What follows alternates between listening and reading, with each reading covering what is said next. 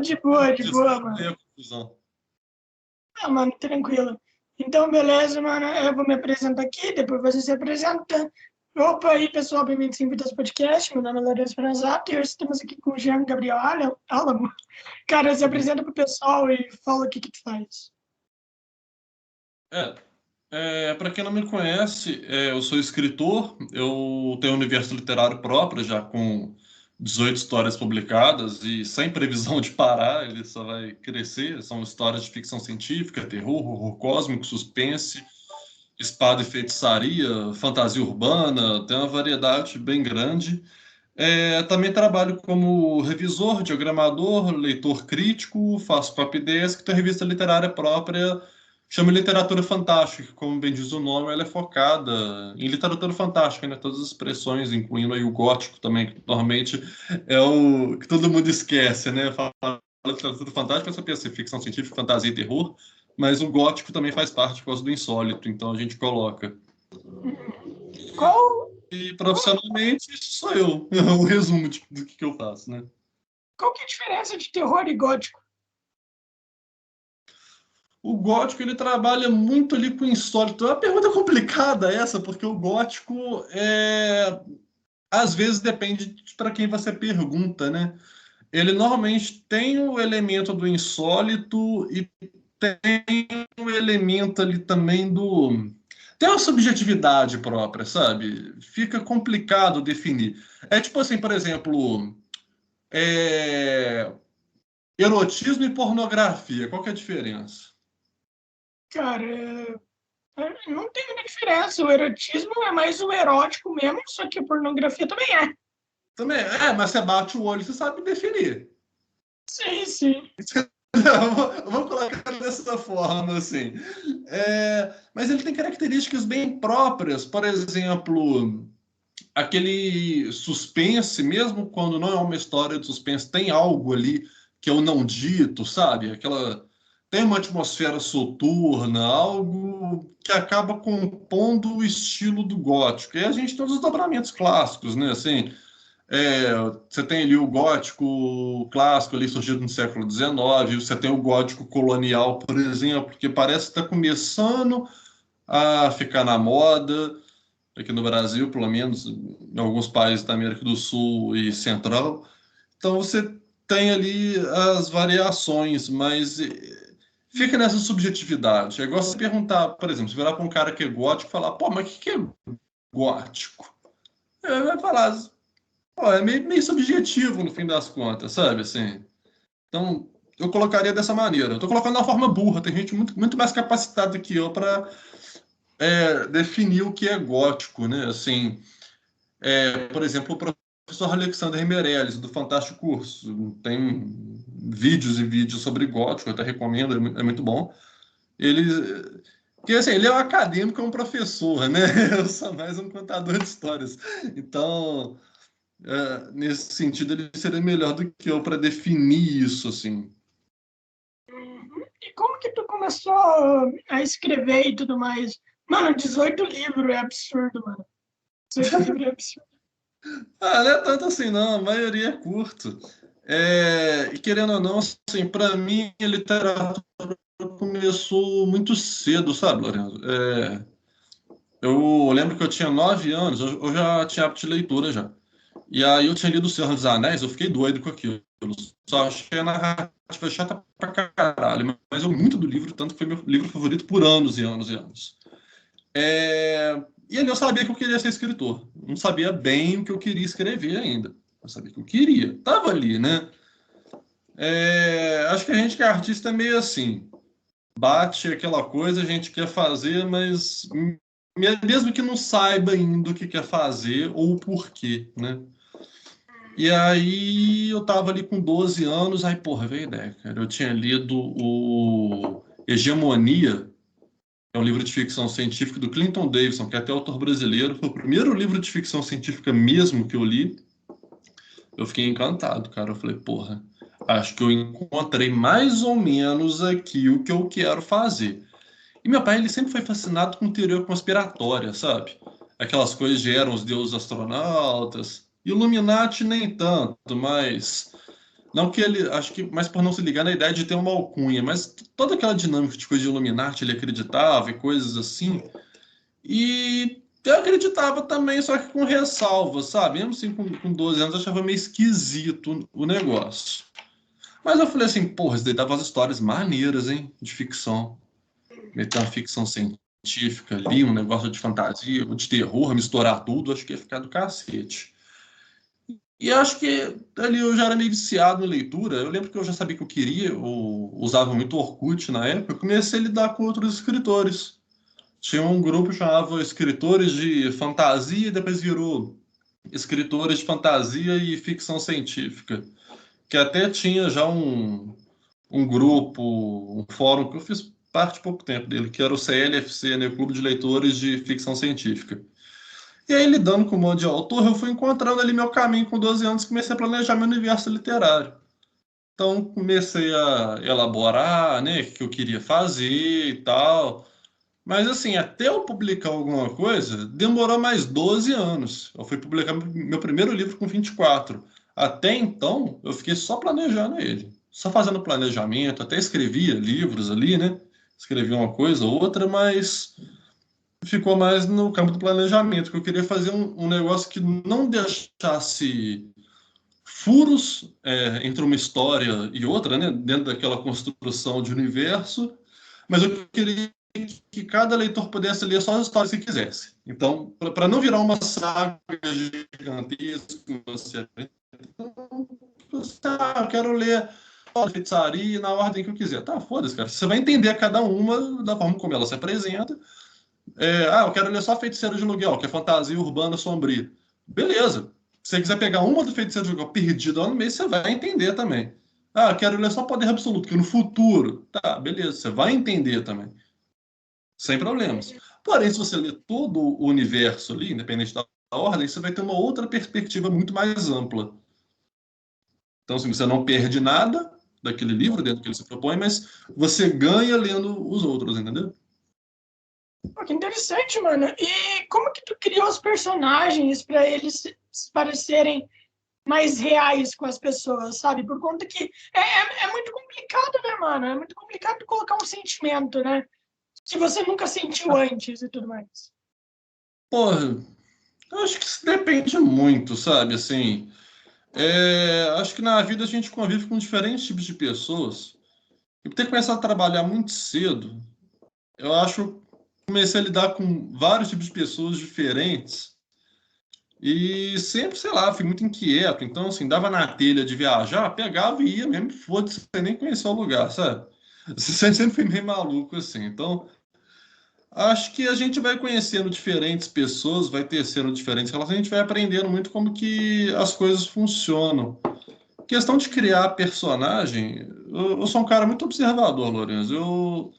Eu tenho, e também tento entender muito as coisas. Então, ao mesmo tempo que eu convivo com diferentes tipos de pessoas, eu também busco entender elas e também consumo muito material de filosofia e sociologia. Acho que isso me ajuda também, sabe? Então, assim, eu consigo, pelo menos espero, né, conseguir dar alguma profundidade e alguma verossimilhança com pessoas que os leitores conhecem, pessoas que eles já ouviram falar, ou mesmo com situações do Brasil que são parodiadas no meu universo com certa frequência.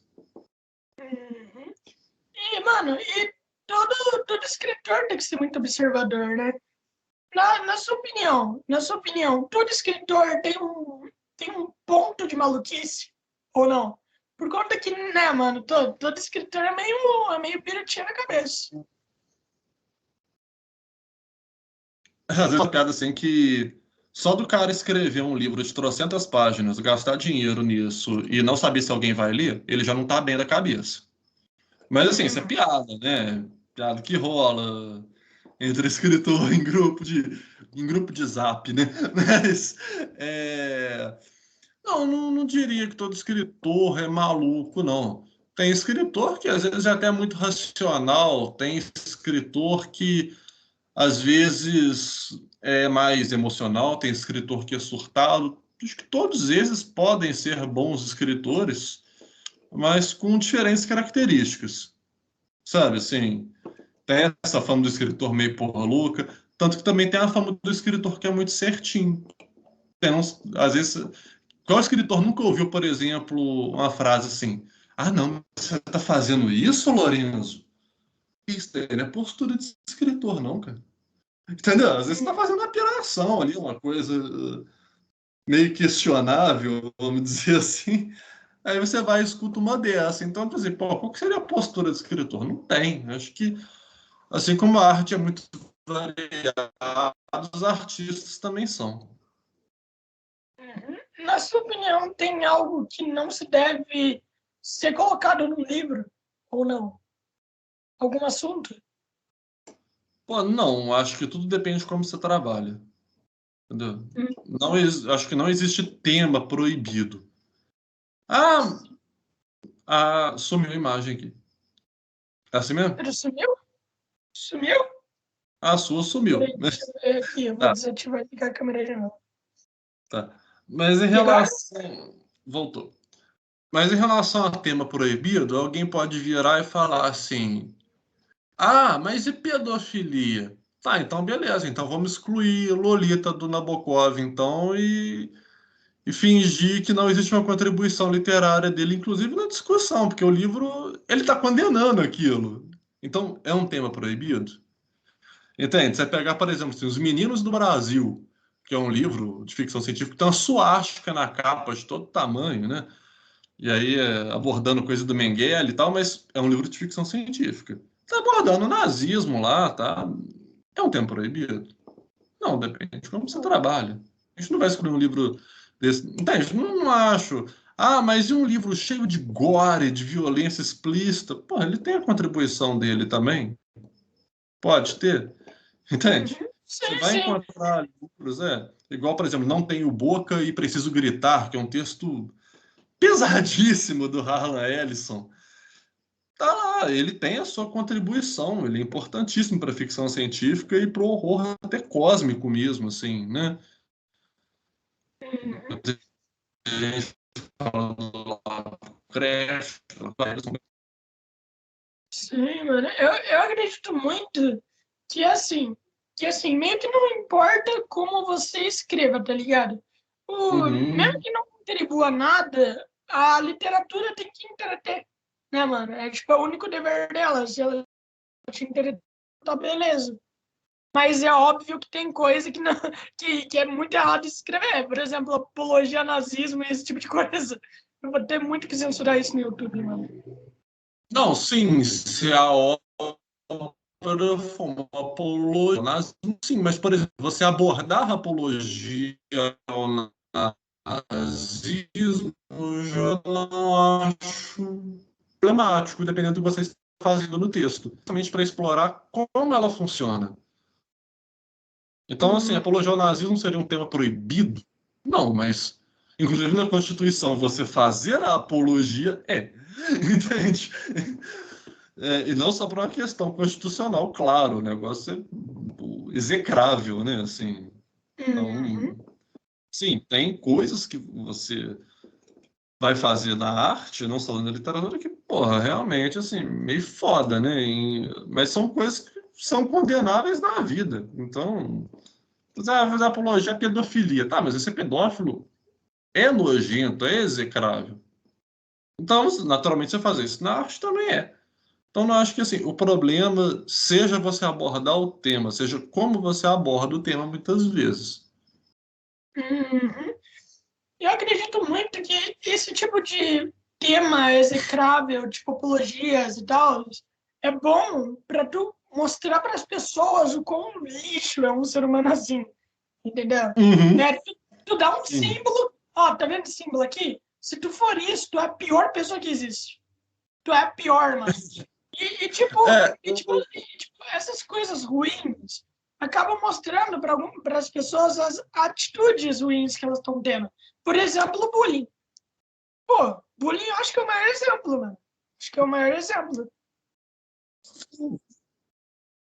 é um Uhum. exemplo bem próximo, né? Mas, por exemplo, você abordar bullying não é problema. Você defender o bullying numa espécie quase que de darwinismo microsocial dentro de uma escola, já é a babaquice do cacete, né? Mas você abordar até personagens que pensam assim, eu não acho problemático. Por exemplo, voltando para o negócio do nazismo. Não sei se você chegou a ler alguma coisa do Feiticeiro de Aluguel, que é a minha série que mais faz sucesso. É de Não. fantasia urbana. Tá, beleza. São sempre, quer dizer, quase sempre, as histórias abordam pelo menos um tabu social. Pode ser uma coisa errada, pode ser uma coisa que só é meio vista assim, de forma conservadora, depende, tá? Depende da história. Mas a próxima, que é o Feiticeiro de Aluguel Ponta da Praia, eu abordo nazismo, tá? Bolsonarismo, a ditadura de 64 e coisas conspiratórias meio metafísicas, tipo Sociedade Thule, QAnon, essas merdas. Claro que no caso do bolsonarismo é uma paródia, né? Então tem que mudar os nomes. Estou falando assim, Jair Bolsonaro, até falar meio assim, Jair Bolsonaro, para não dar problema, né? Ivair Mastromauro. Então você tem um mastromaurismo dentro desse universo literário, né? E por que eu abordo esses três temas? Porque eu vou traçando paralelos entre nazismo, ditadura de 64 e o mastromaurismo, né? E o tempo todo nesses paralelos, porque a trama vai ter dois núcleos nesse caso. Vai ter o protagonista de todas as histórias, vai ter um outro personagem que vai vivendo isso, e internamente as tramas, os dois vão se encontrar, isso vai dar merda, né? Vai dar uma merda. Mas, por exemplo, diferentes capítulos ali no arco sobre o nazismo, eles são protagonizados pelo Hitler. Eles vão estar protagonizados pelo Hitler, você vai ver que, assim, lidar com personagens que estão imersos naquele contexto da situação do nazismo e que estão proferindo discursos nazistas. Golpe que teve, você vai lidar com personagens que estão articulando isso. Isso Mano, cria mas uma humanização. tá travando aqui bastante. Final. Deixa eu experimentar se eu botar o então. O quê? Você acha que pode ser por aí? Porque quê? aqui a internet está boa. Mano, eu não sei, não sei. Deixa eu ver se aqui. E Cara, aí, se melhorou? deixa eu ver. Pelo menos o áudio, né? Por enquanto é Não? normal. Bem, Normal? pode. Tá, por enquanto tá normal. Tá normal. Então, pode falar. Você tava falando lá que os dois personagens iam Ah, se encontrar e tudo mais, e tava explicando. sim, e aí, não sei se chegou a travar essa parte, né? Que você vai ter ali capítulos que são protagonizados pelo Hitler mesmo, né? Você vai ter personagens ali nas prévias do golpe de 64, articulando o golpe, ao mesmo tempo que você tem ali os caras defendendo os ideais nazistas, você tem os caras defendendo o, os interesses da elite antes do golpe de 64, você vai encontrar esses paralelos no mastromaurismo, né, desse universo literário, que é a paródia do bolsonarismo. Então,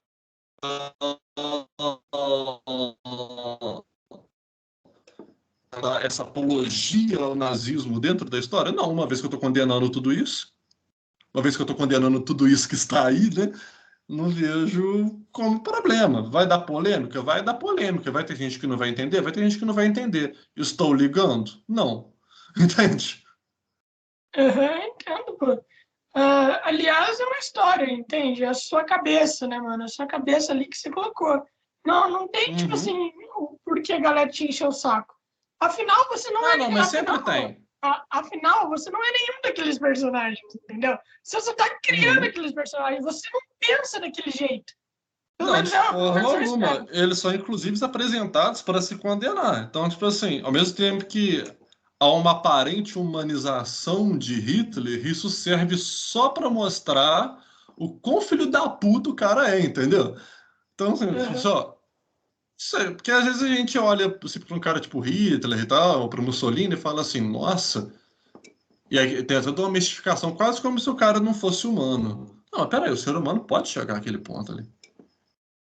Então, assim, serve até como né, um alerta ali, uma coisa assim, tipo assim, não, esse cara é humano, porra. Sabe, isso pode acontecer, você pode eleger uma bosta de um presidente, que se o cara não for incompetente o suficiente, do jeito que ele é, né, incompetente, o cara pode tranquilamente chegar na piração daquela ali. Então, assim, seria a postura da obra. Sim, mano. Um dia eu tava criando, né? Eu sou escritor também. Uhum, Por isso que conversar com você vai me ajudar demais, tá ligado? Por conta que eu tô na fase de bloqueio criativo. Essa é uhum, a pior fase de um escritor que alguém pode passar. E daí, né, eu escrevi história de começo para treinar, eu escrevi história de começo, meio e fim, de cinco uhum, páginas, né? De 5 páginas, uhum, ou começo, meio e fim. E daí um dia eu mandei para um amigo meu, eu falei, mano, tá vendo esse personagem aqui, ó? Esse personagem aqui, ele é racista, preconceituoso e tudo mais. Daí ele falou para uhum. mim, mano, tu deveria especificar para as pessoas que isso é errado. Eu falei, mano, quem é que não sabe que isso é errado? Entendeu? Porque eu tenho que Uhum. explicar que isso é errado para alguém. Entende? Porque por conta que daí ficaria ruim. Imagina só, você tem o seu vilão racista, preconceituoso, e daí ele dá um discurso para falar que tá errado. Cara, não faz sentido. Porra, acho que depende da proposta da obra. Tem o chamado ali, seria a crítica de exposição, né? Você faz uma crítica de exposição subjetiva. E o que que seria isso? Uhum. Você. Oi? Ah, Falei, voltou. aham. A crítica de exposição subjetiva, você apresenta um personagem que está claramente errado. O exemplo que eu mencionei agora há pouco, do Nabokov, né? Que você é errado. É condenável o cara pegar uma menina de 12 anos, o cara que já é casado, acho que era 12 mesmo no livro, sei lá, foda-se, menina nova lá, né? Então, você sabe que aquilo ali é nojento, te incomoda enquanto você lê. Você sabe que é errado. No universo literário mesmo, tem um vigilante mascarado que o cara defende todos os ideais do fascismo sem saber que ele é fascista. E, porra, o negócio é incômodo mesmo. É uma crítica tanto à classe média brasileira como a histórias de super-heróis. Esse meu conto. Nossa,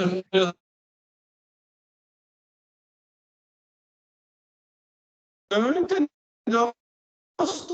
Porra, você sabe que está errado aquilo ali. Eu não preciso dar aulinha de ética, de forma de interpretação. Tipo assim, não, o Lorenzo, ali no texto, ele quis expor isso, né? Essa linha Uhum. de pensamento ali está incômodo. Sim, então o Lorenzo conseguiu fazer o que ele queria. Sim, exatamente. Mano, e eu gosto de mexer com essa coisa do bizarro.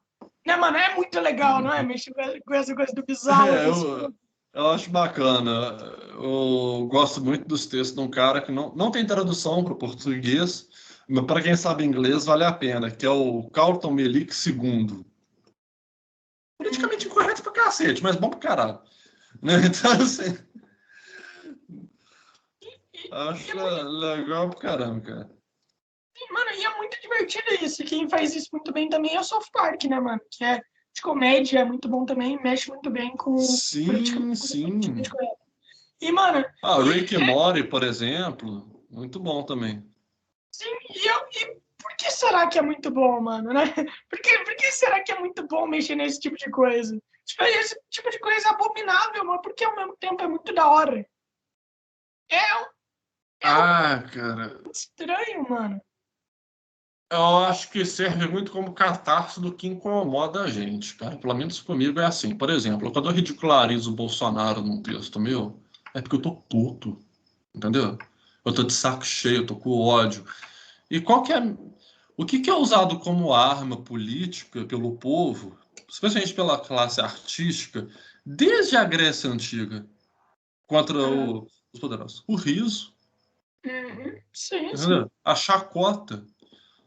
Se você, por exemplo, ali, vamos supor, vamos supor que de hoje para amanhã Bolsonaro está andando no carro dele ali, né? No carro presidencial com escolta, e alguém deixa uma bomba ali, explode o Bolsonaro. O que que acontece a partir do dia seguinte? Esse cara vira Cara, mártir de quem apoia ele. uhum. Agora, se esse cara vira uma chacota, a chacota mesmo, não é igual, tô assim, o pessoal ali faz uma crítica, faz uma piadinha. O cara vira chacota mesmo. O que que acontece com ele? Ele perde a moral. Uhum. Entendeu? Sim, sim. E a chacota, assim, porra, não existe figura messiânica que resista ao deboche, entendeu? Pode ter um deboche isolado, o outro ali e tal, e continuar naquele status messiânico, né? Igual para ele, tem um monte de piada com Jesus e nem por isso deixa de existir cristão, né? Mas, por exemplo, só um exemplo religioso aqui. Você tem uma figura messiânica ali, religiosa, política, qualquer coisa que seja. Aquilo vira alvo de deboche, de riso. Se aquilo, você olha para a coisa ali e fica hilário, não tem como você levar a sério. Você matou politicamente aquilo. Uhum. É por isso que é bom. Às vezes você tá puto com os outros, às vezes você tá puto com um. Você lembra, às vezes, da época de escola, assim, um moleque que era babaca. Aí você, sei lá, você lembra de um personagem do South Park lá, ele se fudendo, e é engraçado. Sim, mano. Eu gosto muito de fazer heróis que ao mesmo tempo são escrotos demais, tá ligado? Não heróis, mas aqueles personagens que, Sim. tipo assim, mano, eu vou fazer aquilo e foda-se. Por quê? Porque eu posso, entende? Eu gosto de fazer isso. Uhum. Por conta que são os personagens mais fáceis que dá pra Tipo o fazer também. Justiceiro, por exemplo. É, tipo, justiceiro, mano. Ah, eu posso matar qualquer um, então eu vou lá, vou matar, sabe? Por que O não? Justiceiro eu já vejo mais como uma catarse em outro sentido. Por exemplo, porra, quantas pessoas já não foram assaltadas, não quiseram comer o cara de porrada, ou então não passou na cabeça. Porra, eu queria dar um tiro naquele filho da puta. Às vezes a pessoa é toda pacifista, é de esquerda, tranquila, mas passou na cabeça. Racionalmente ela não faria aquilo, mas emocionalmente sim. E aí é aquilo que você falou mais cedo, da arte mexer com a emoção. Né? Ela Uhum. brinca com aquilo ali do cara. Porra, queria dar um tiro na cara desse filho da puta.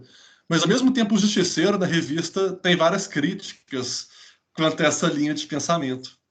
Né? Uhum. Então, eu acho que é bacana essa dicotomia que é apresentada.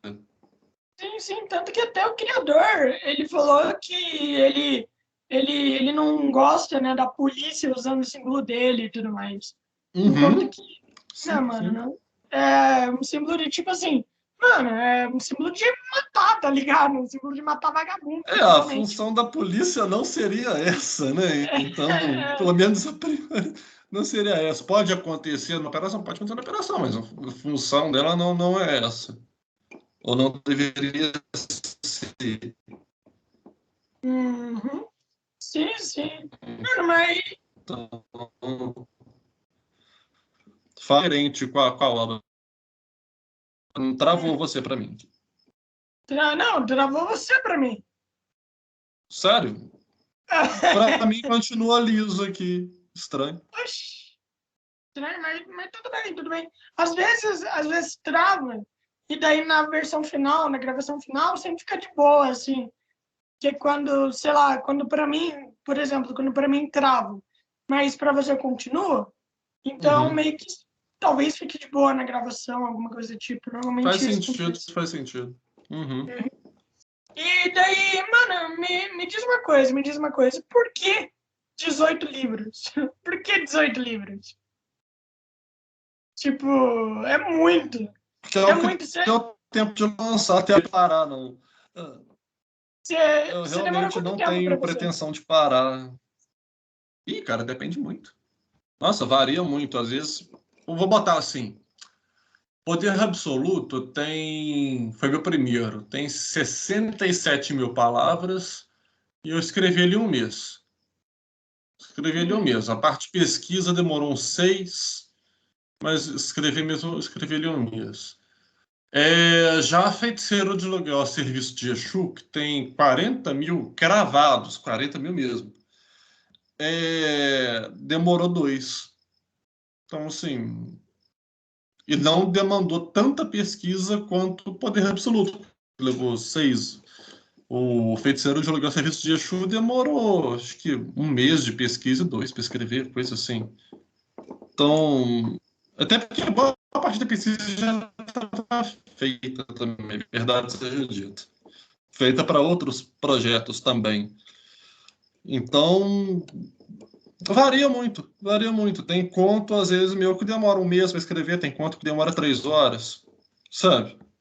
Então, não tem um padrão. Acho que tudo depende da proposta da história, qual material de base eu já tenho, já pesquisado, quanta pesquisa vai demandar. Tem livro meu que eu estou escrevendo ele, igual, por exemplo, O Campeão de Xangô, né, o volume 1. Eu estou escrevendo ele desde pouco antes da metade de 2020. Estou escrevendo. A Armadura Mecânica estou escrevendo desde 2018. E aí? Quanto tempo demora cada um, sabe? Cara, mano, é muito, mano. É muito, mano. E me diz uma coisa. Cara, como que foi a reação do público no seu primeiro livro? Como é que foi? E como que você se sentiu, tá ligado? Com a reação da galera? Olha, foi meio variado porque eu peguei diferentes nichos. Assim, muita gente gostou, a maioria gostou. Teve uma galera que criticou pra cacete também. Eu acho isso natural. Teve muita gente que entendeu errado. Aconteceu, sabe? Isso acontece mesmo. Porque aconteceu um negócio engraçado, na verdade. Lancei o livro, eu estava meio que na transição, assim, eu estava começando a ser anarquista na época, né? Tive uma fase meio anarquista ali. E depois eu virei comunista, atualmente sou comunista mesmo, não tem problema nenhum em falar isso. Mas o livro foi carregado disso. De alguma forma, isso chegou nos anarcocapitalistas, na galera ANCAP, né? E aí eu falei, porra, na época eu era bem inexperiente nisso de lidar na internet com o público, sabe? Aí eu falei, porra, eu vou dar uma sacaneada para aumentar as vendas, que essa galera que tá comprando e tá gostando, vou falar que eu sou, né? Aí comecei a fazer aquele monte de shitposting, sabe? Falar um monte de merda mesmo. E a galera ia comprando, usando capa pela porra do caralho, não sei o quê, mitada. Eu, pô, tô vendendo, tô vendendo. Eu comecei a ver que ele tá começando a pegar mal, cara, com o público que eu queria alcançar mesmo. Eu falei, puta que pariu, né, cara? Como é que eu vou sair dessa agora? E aí, aí foi. Eu tive que me explicar várias vezes. Aí o pessoal começou a entender: ah, não, não, beleza. É isso, então você estava sacaneando, que não sei o quê. Mas até fazer o pessoal entender que eu estava fazendo foi uma merda. Então, ó, dica para quem é escritor e está assistindo: não façam shitpost na internet. Ou muito cuidado com o shitpost. Então, Cara, assim, foi variado, mas vendeu bem, sabe? Não posso reclamar, não. Vendeu bem. Aí, logo, uns 2 meses depois, quase 2 meses depois, eu já lancei outro livro, já, que foi o Androides Não São Perfeitos. Aí, eu lancei mais outros 2 textos, que foi O Suspiro e Sob os Domos de Aço. E aí, lancei o Reerguida, que foi um texto de terror no mesmo universo, que deu uma polêmica, deu merda, por causa do nível de violência.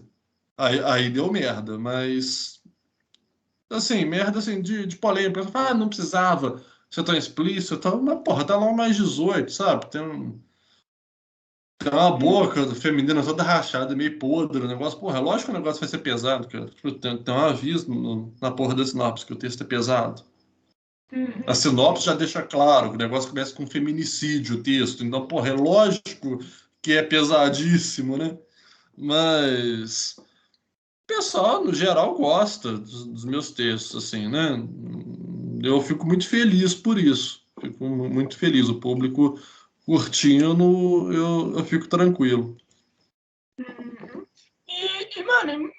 mano, e violência gratuita é uma coisa da hora de se escrever, né? Uma coisa legal de escrever. Eu gosto, eu gosto. Assim, eu gosto de botar a violência gratuita, mas aquele falso gratuito. Tem um sentido, tem uma coisa política Gratuito com por trás, sabe? contexto, né? Gratuito com Sim, contexto. sim. Eu acho que eu li muito quadrinho do Gartienes, cara. Acho que isso estragou meu cérebro, sabe? E aí, eu, não lembro quem que falou uma vez, acho que foi o Wilson Júnior, né, que ele é até crítico literário, é escritor também, tem uma revista literária também, que falou assim que a minha violência é muito pornográfica, mas falou isso de forma elogiosa. Eu curti muito essa abordagem, sabe? Fiquei feliz com isso. Porque realmente, assim, acho que a violência ela faz parte da realidade humana. Não adianta a gente querer fugir disso. E acho que abordar a violência e suas diferentes facetas e nuances é algo que é passível de se colocar dentro da proposta literária, sabe? É proibido? Acho que não. Assim como também acho que não existe limite para a abordagem da violência, desde que você tenha uma proposta com ela. Violência gratuita legal? Claro, como entretenimento. Faço no meu universo de forma gratuita? Muito raramente. Não digo que não faço, mas é raro. Normalmente tem um contexto por trás, ou mesmo puramente filosófico ali. Nem que seja superficialmente. Uhum. Você acha que é possível alguém que nunca leu um livro escrever bem? Assim, não. A resposta simples seria não. Por exemplo, é possível alguém que não entende porra nenhuma, sei lá, de física e engenharia fazer um foguete, cara? Não sabe? É. É possível alguém que não entende nada de física e engenharia fazer um foguete? Não. Sabe? Sim. Sim, mano, sim. É que tem gente que observa demais, por exemplo, a galera que vê muito filme e tal, daí quer escrever alguma coisa, tá ligado? Mas são linguagens diferentes. Ela pode ter ótimas ideias. Acredito sim que a pessoa que nunca leu um livro, ela pode ter ideias excepcionais. Só que tem uma questão aí, né, Lourenço? Quanto mais grandiosa a ideia, normalmente mais técnica você precisa. A linguagem de cinema ou dos jogos, até mesmo dos quadrinhos, é muito diferente da linguagem de um livro. Então, acho que assim, sem condições.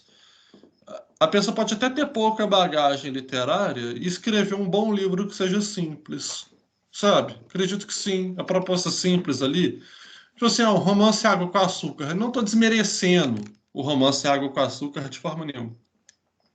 Mas, sinceramente, você precisa de uma bagagem literária muito profunda para escrever um bom livro de entretenimento assim? Não. Você precisa do básico, sabe? E acho que nesse caso, nem se a pessoa vê só filme, série da Netflix, ela não vai conseguir. Ela não vai conseguir escrever um bom livro. É outra linguagem. Então, até para você assimilar o que funciona, o que não funciona, você tem que conhecer o mínimo, sabe? E quanto mais grandiosa foi a ideia do autor, mais elaborada, maior bagagem ele precisa, sabe? Hum, Sim, sim, concordo totalmente, tipo, eu concordo Uhum. totalmente. Mano, como é que se publica um livro? Tá ligado? Por exemplo, eu tô escrevendo e tudo mais, e eu quero publicar. Como é que eu faço isso? Nossa, depende muito, cara. Isso daí, falar tanto como autor como editor, tá? Isso vai variar muito de autor para autor. Porque assim, eu poderia falar, você manda para revisão, fazer diagramação e coloca na Amazon. Poderia até vender meu peixe aqui, né? Porra, me daria bem. Mas acho que depende muito. Por exemplo, vai ter autores ali que vão preferir o meio independente. No meio independente, você faz isso que eu falei. O mínimo que você precisa é pagar um capista, ou até nem no carro fazer uma capa simples lá, pagar um revisor e um diagramador. Você precisa disso, básico, né? Do básico. Normalmente você precisa de mais coisas, pagar um copydesk, uma leitura crítica antes de tudo, né? Então você faria nessa ordem: leitura crítica, revisão, ou você faz a preparação e a revisão, mas se você fizer a revisão com um copydesk, você não precisa da preparação. E vice-versa. Se você fizer a preparação, normalmente você não precisa do copydesk. E por último, a diagramação. Por favor, tem gente que às vezes faz a diagramação, a revisão, depois quer fazer a leitura crítica, porra, faz tudo ao contrário, aí vai, fode o texto, todo livro recebe uma avaliação ruim, e depois quer jogar a culpa no profissional de edição. Não, porra, ele vai fazer o que você está pagando ele para fazer. Por isso que eu sempre aviso, cara. E por isso que eu já nem pego mais coisa para fazer dependendo, quando o cara tá fazendo muito fora de ordem, eu falo, olha, você devia ter feito assim, assim, assado, porque aí meu nome vai entrar na reta, entendeu? Ou você pode mandar para uma editora, né? Você manda para avaliação, a editora vai ter suas vantagens, ainda mais se for publicação tradicional.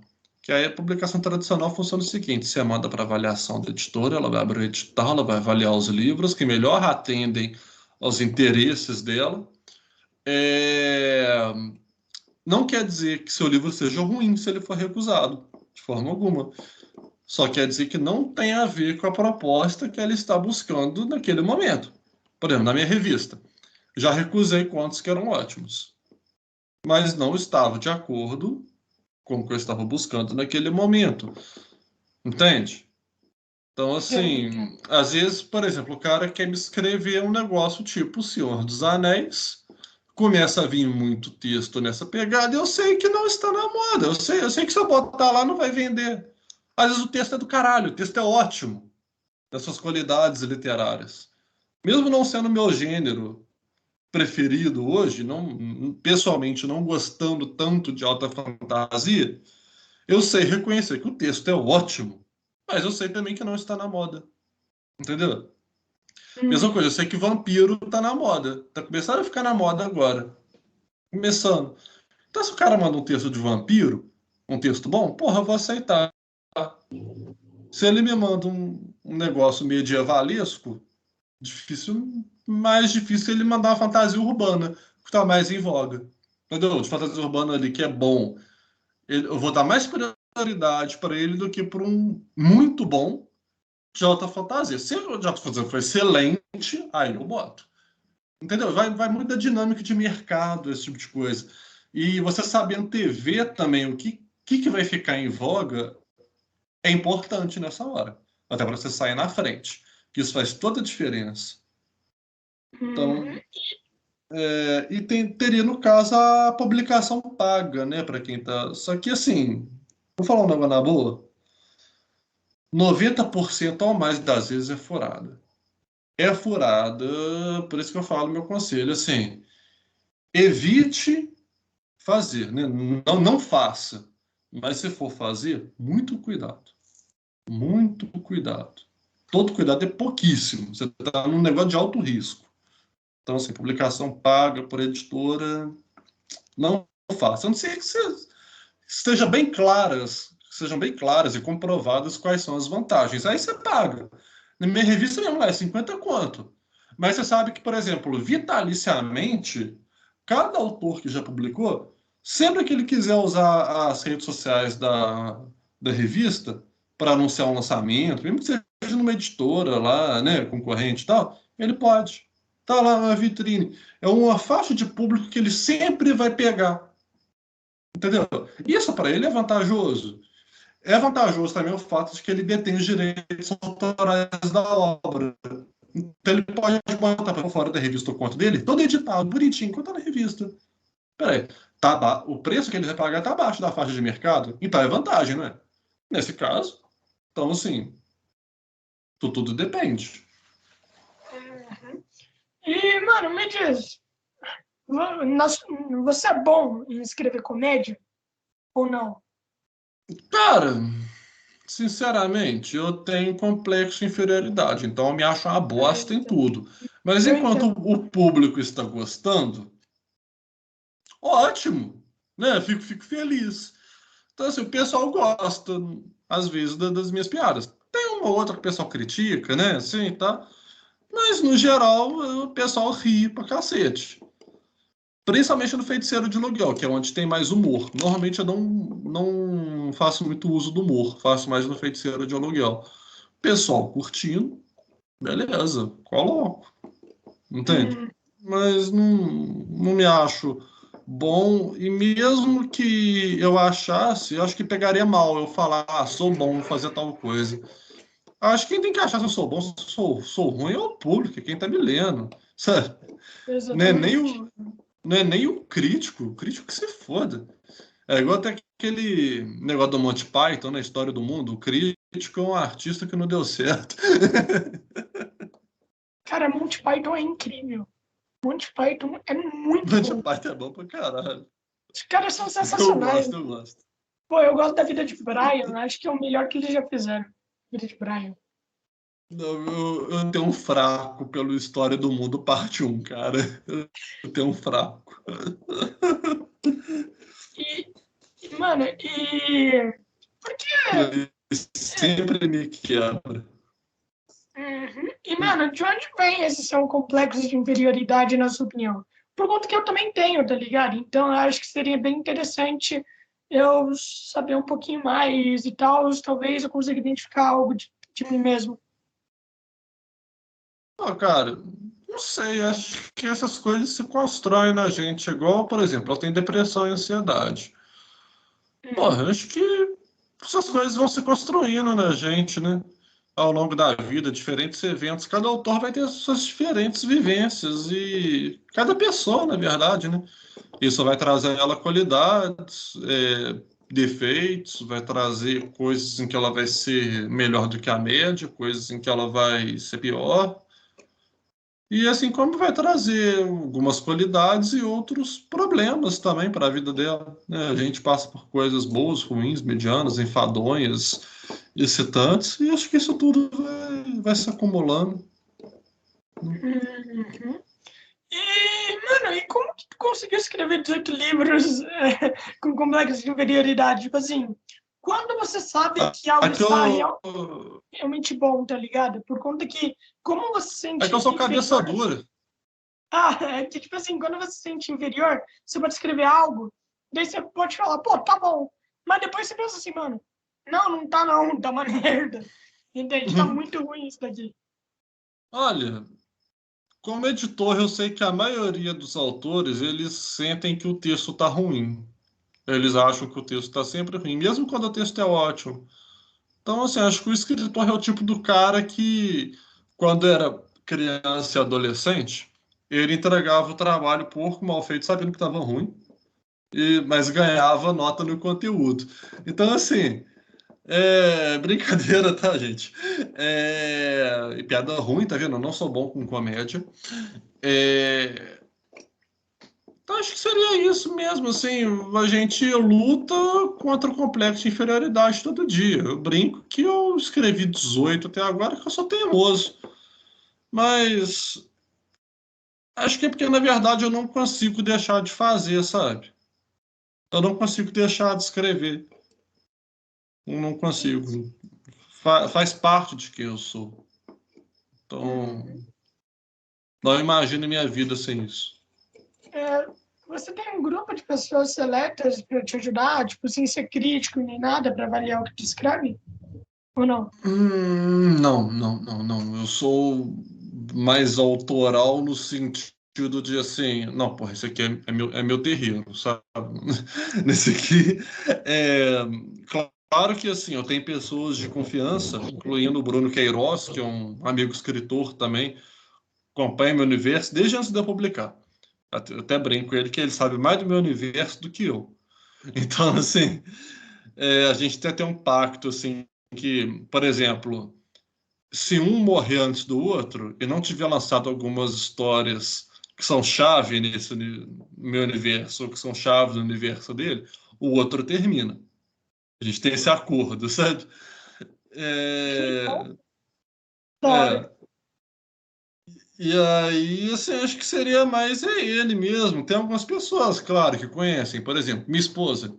Pô, ela sabe bastante do meu universo literário. Tem um amigo meu, Bernardo Ribeiro, que sabe pra cacete também. A gente até discute frequentemente ideias do meu universo que às vezes nem foram publicadas ainda. Igual o Campeão de Xangô, por exemplo, que talvez seja assim, quer dizer, com certeza vai ser o meu texto mais filosófico foi lançado até então. E tá me ajudando pra cacete nessa parte. O Ogani Tanda é um cara que me ajudou demais também. Ele é o único autor de steampunk no Brasil, que é uma vertente do steampunk. Inclusive, recomendo o trabalho dele. É um cara que me ajudou demais. O Levi Kaique Ferreira, que é um influencer negro e filósofo brasileiro, Eu também me conheço. ajudou pra caralho. Conhece, a gente é amigo. Conheço. Ele Ah, me que legal. passou. Mano, eu ia chamar ele, mas depois o cara nunca mais me respondeu. Eu chamei, ele aceitou, mas depois ele Ele nunca mais vive respondeu. ocupado. É assim mesmo. Ele vive ocupado. Não é por mal.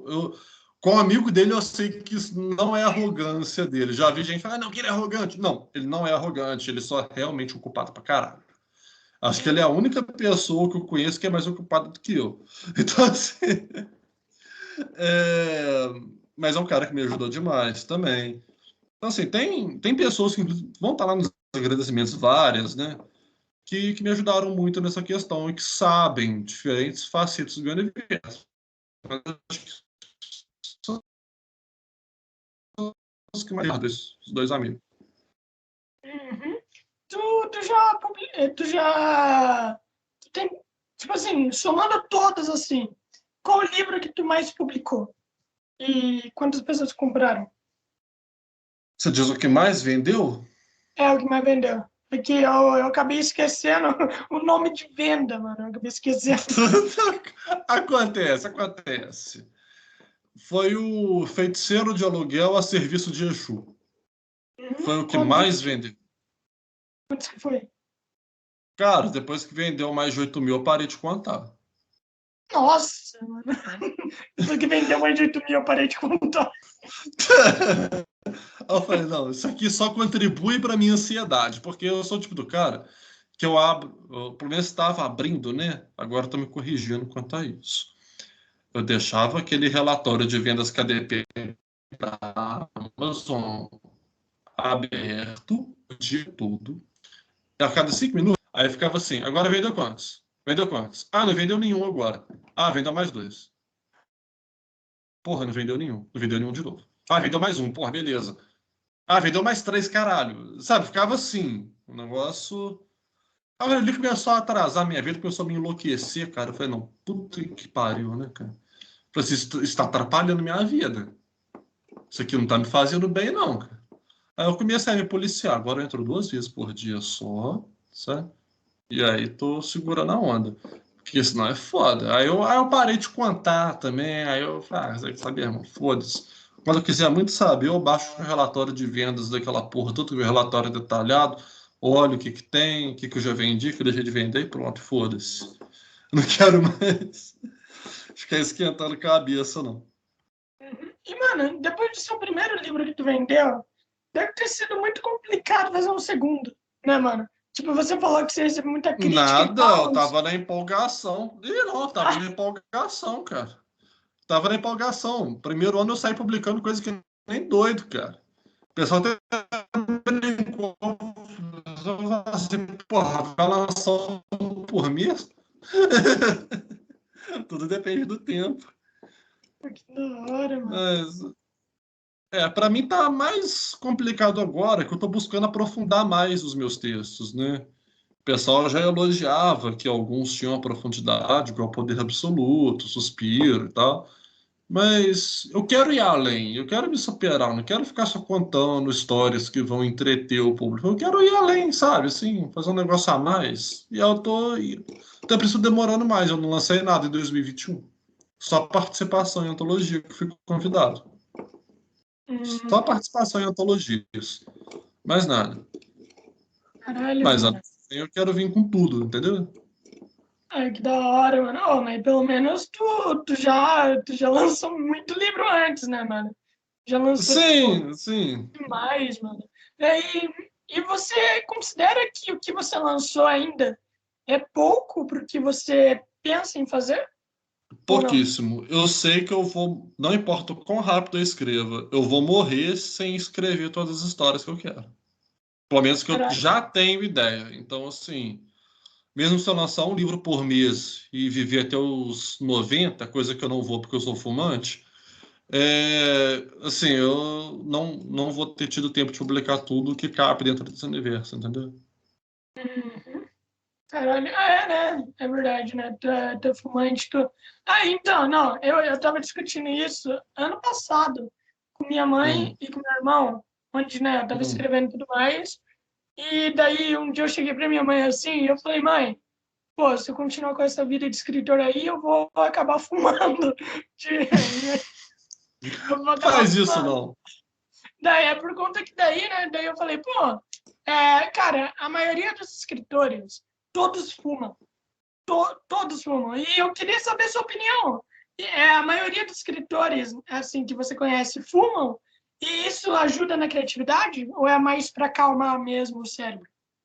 Olha, eu vou te falar uma coisa assim, eu não vou fazer apologia de cigarro Claro, aqui, claro, claro. mas é o seguinte, eu sofro de uma ansiedade pesadíssima, pesadíssima mesmo, a ponto assim de frequentemente acordar ou pelo menos ter ânsia de vômito, entendeu?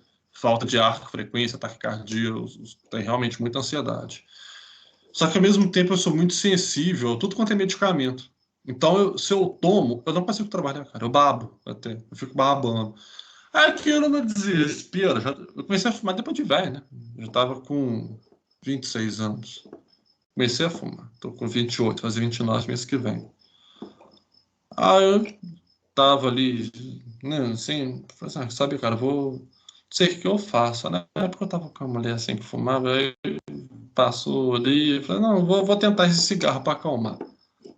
Aí foi a pior burrice que eu fiz, sabe? Foi a pior burrice. Porque assim, embora me relaxe no momento, eu sei que aquela porra faz mal, sabe? Então assim, não sei até que ponto compensou. Estou tentando parar, já diminui bem, né? Eu tava fumando um maço por dia, agora meu maço dura 2 dias, 3. Às vezes chega a 4, já chegou a durar uma semana uma vez. Mas aí minha esposa engravidou, né? E aí faz questão de alto risco, e aí neném nasceu prematura, tá? E aí foi fumando, fumando, fumando, fumando, fumando, fumando. Tô aqui fumando cada um, um maço e assim, um maço a cada dia, entendeu? Então, mas lá, eu vou parar até o ano que vem. E olha que o ano tá acabando. Ai, cara, não, mas tu consegue, pô, tu consegue, mano, tu consegue, Uhum. consegue. Uhum. E, mano, tu pretende incentivar o seu filho a escrever? A ser escritor? Ou não? Nossa, tomei um susto. Achei que você ia perguntar se eu pretendo incentivar meu filho a fumar. Não, Não. não, não. Não, nunca faça isso, não faça. Cara, eu penso o seguinte, eu acho que seria errado eu projetar expectativas nele. Eu só quero que ele tenha uma vida estável e seja uma pessoa honesta e Uhum. inteligente. Quero que ele seja inteligente, honesto e com a vida estável. Se ele vai querer ser escritor, eu não sei. Não sei mesmo. Não faço ideia. E também não vai encucar se ele não quiser, não, sabe? Meu pai é músico, ele queria muito que eu fosse músico, isso daí sempre frustrou ele. Mas assim, porra, música não é pra mim, cara. Eu gosto de literatura, sabe? Então, assim, não vou impor nada a ele, nem tentar forçar a barra, porra, não. Só vou querer que ele leia. Não necessariamente meus livros, né? Mas. Não necessariamente. Mas. Se ele quiser, pô, beleza. Se ele não quiser, é com ele, sabe? Assim, não, não quero impor nada, não. Uhum. Mano, me diz uma coisa, qual que é um trabalho mesmo, que eu esqueci, qual que é um trabalho de um diagramador para os livros? Melhor jeito de explicar isso seria descrever. Sabe quando você pega um livro, você tem uma fonte específica, você tem ali a ficha catalográfica na frente, a organização do livro, vamos dizer assim, seria isso a diagramação. Muita gente acha que para e-book não precisa, mas precisa sim, tá? Senão seu livro vai ficar com aquele monte de espação escroto lá no meio, umas coisas ali. Precisa sim. Mas seria isso, a diagramação. Ah, que Colocar o legal. índice automatizado, né? Que aí, dependendo da impressão, usar de algum ajuste, se for para e-book, ele sempre vai colocar a página certinha, coisas assim. Esse tipo de coisa. Uhum. Tamanho da página para impressão. E quanto tempo demora para virar um diagramador? Para virar um diagramador? Para virar. É. Cara, o meu caso foi diferente. Vou explicar como é que eu virei diagramador, tá? Eu já queria trabalhar com livros desde novo, porque assim, porra, você ganhar dinheiro para ler livro dos outros é bom demais, né? Ler já é bom, ganhar para ler melhor ainda. Ainda mais se você lê antes de todo mundo. Mas assim, eu estava com 16 anos, eu entrei num curso do ensino médio que era integrado com técnico em informática. E a mesma dona do colégio era a dona de um jornal na minha cidade natal, que é Juiz de Fora. Era ali no Diário Regional. E aí, sim, dia de semana eu ficava como estagiário lá, final de semana eu fazia bico como porteiro para tirar uma a mais. E aí, ou seja, eu trabalhava de segunda a segunda, né? Sempre gostei de trabalhar. E o que começou a acontecer? Desvio de função.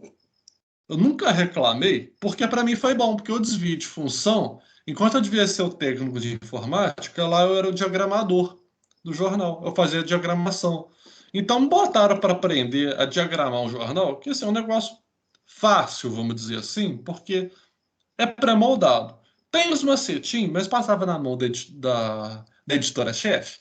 Ela arrumava que as merdas que eu tinha feito, então eu ia aprendendo. Então até aí demorou umas 2 semanas ali, eu peguei.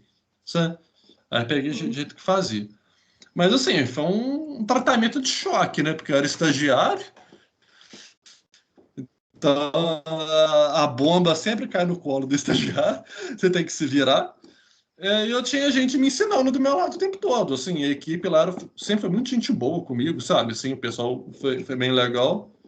Inclusive a editora-chefe, a falecida dona Zilma Hauck, que era muito gente fina. E sim, vamos botar assim, demorou 2 semanas para aprender a diagramar. Mas aprender mesmo ali, cara, acho que está do dia. Só que assim, em uns 6 meses de jornal, eu lembro que teve um cara lá que queria lançar um livro. Ele já tinha pago a revisão, vai lá para um outro cara, e perguntou se eu podia diagramar para ele. Eu falei, não, diagrama, para esse camarada na época. E aí fiz a diagramação do cara, tá? Sabe? Aí eu comecei a fazer diagramação aqui e ali. Só que ao mesmo tempo no jornal, ali já estava com quase 17 anos, a editora-chefe reparou que eu estava com mania de ficar corrigindo os textos, os erros de português dos jornalistas. Aí eu corrigindo, tá, ela viu que eu nunca errava. Aí, pum, pum, pum, pum, e ali ela foi, não, você leva jeito para isso aí. Isso é bom, que você está fazendo um negócio, você não está errando. Me passou uns macetes, fui aprendendo, fui pegando. Na hora que eu vi, tava revisando o livro dos caras os caras que lançavam um livro lá também. Tinha 2 jornalistas lá que eram escritores também. E aí foi. Aí foi. Depois, quando eu entrei na faculdade, eu já trabalhava com isso. Estava dentro de uma editora, lá de Juiz de Fora também, que é a Alva Editora. Eu trabalhava lá. Então, Hum. assim, começou cedo para mim isso, sabe? E, mano, e também tem o bagulho da tradução, que eu achei isso bem interessante, Carlos.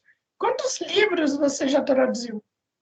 Livros foram só 2, por incrível que pareça. Eu já traduzi jogo e já traduzi muito material para empresas, né? Então, assim, manual de instrução, documento, coisas do tipo. Então, Hum. tradução sempre fiquei mais na parte, vamos dizer assim, corporativa. E jogo, você traduziu mais jogo independente assim, ou teve algum jogo grande até? Que, não, Não, não grande, mas que a galera conhece até. foi mais jogo de cassino online. Ah, tá.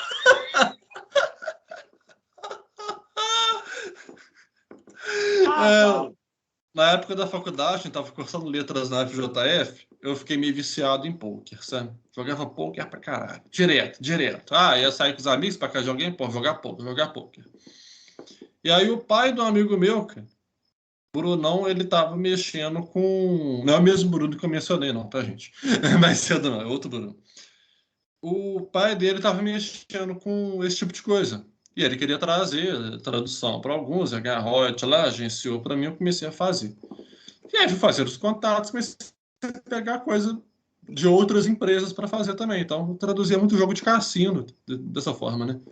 Que as coisas, assim, tinha poker, até truco tinha lá, né? Só que aí, no caso, foi mais a correção, que truco é mais comum no Brasil.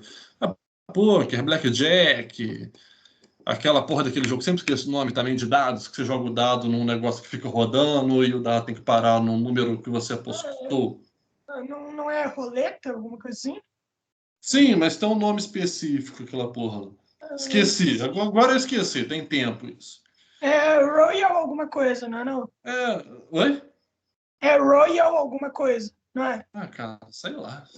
Sei lá, eu mexi com isso tem quase 10 anos, cara, com essa porra desse jogo. Então, assim, foi mais a coisa de cassino mesmo, uns negócios bestas, assim. Também aquele joguinho de montar roupinha na boneca. Essas merda. Sabe? Pelo menos tu traduziu alguma coisa, né, mano? Pelo menos você traduziu. Traduzir. Traduziu.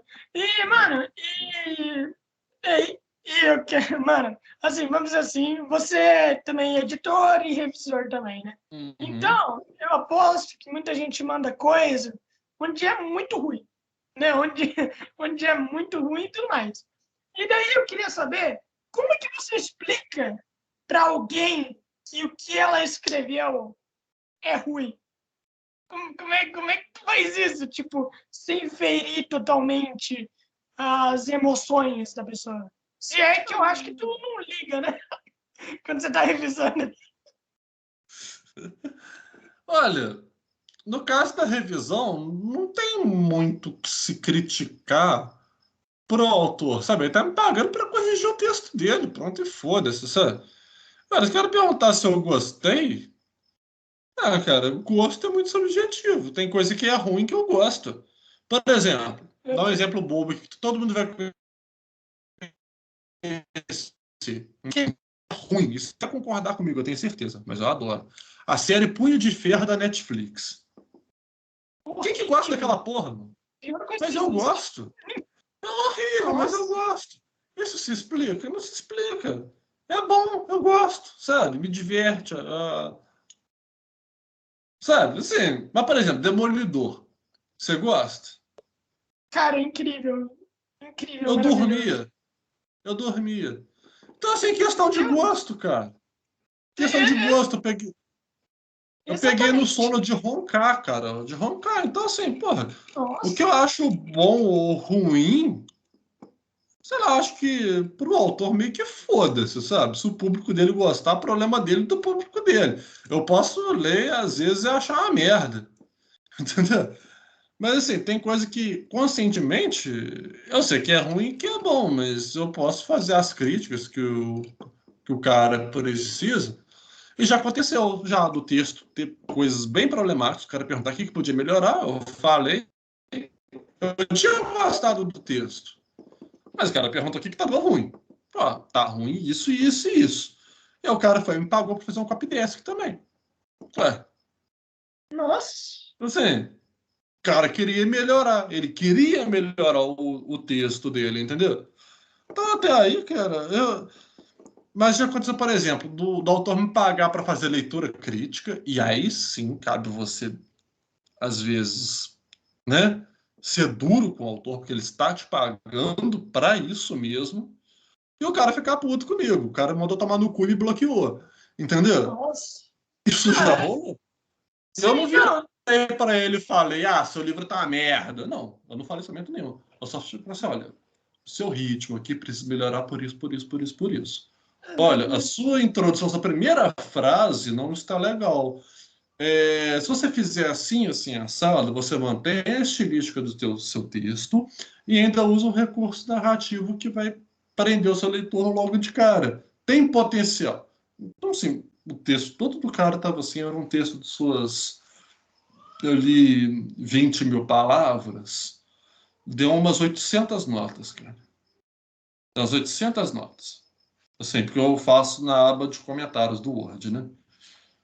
O cara ficou puto comigo, velho. Falei, não, meu. Ele tá só falando que nada no meu texto salvou. Aí o do outro lado da tela tava assim, né? Ué, eu vou fazer o quê? Tá, vou fazer o quê? Eu falava assim, ó, quais são suas referências? Porque era um texto de ficção científica, né? Eu falei, não, passa as referências aí de autor. Aí o cara vai e me solta.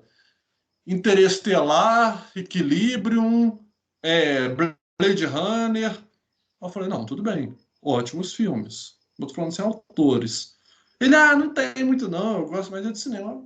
Entra naquilo que você falou mais cedo. Então, assim, foda, sabe? Assim, acho que não rola.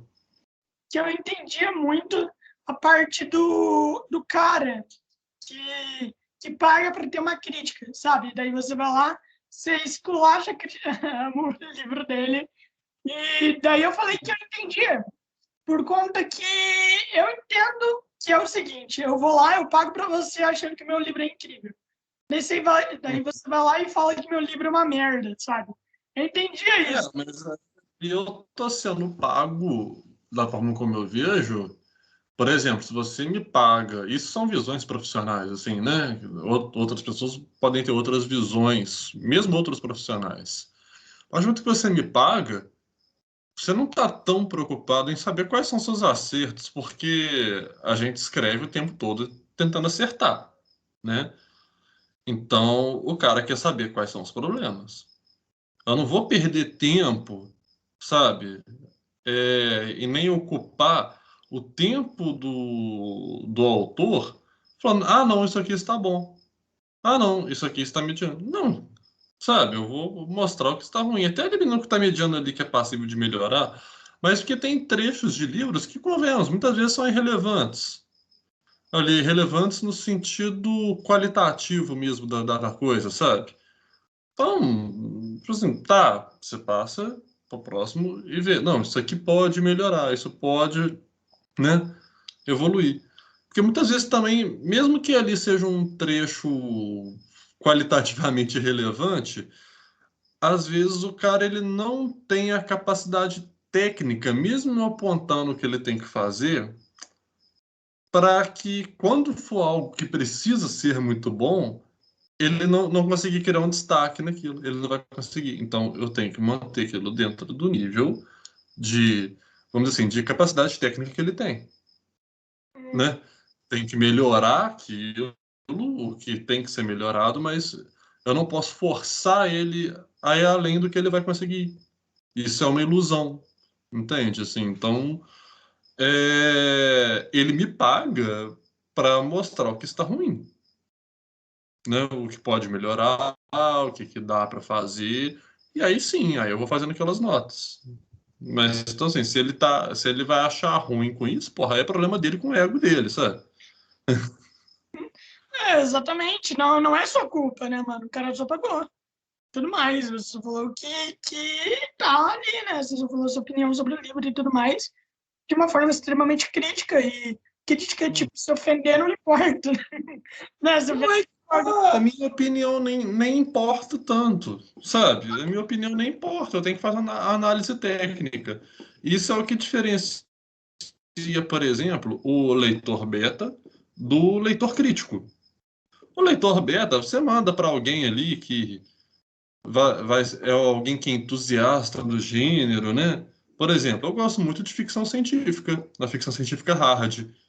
Então, assim, poderia ser um leitor beta de ficção científica hard? Poderia, se eu tivesse tempo, né? Pra ficar pegando assim. Mas, às vezes acontece, algum amigo lança tal, eu vou dar uma olhada, falar, isso aqui não tá legal. É aquela análise mais de recepção de público, sabe?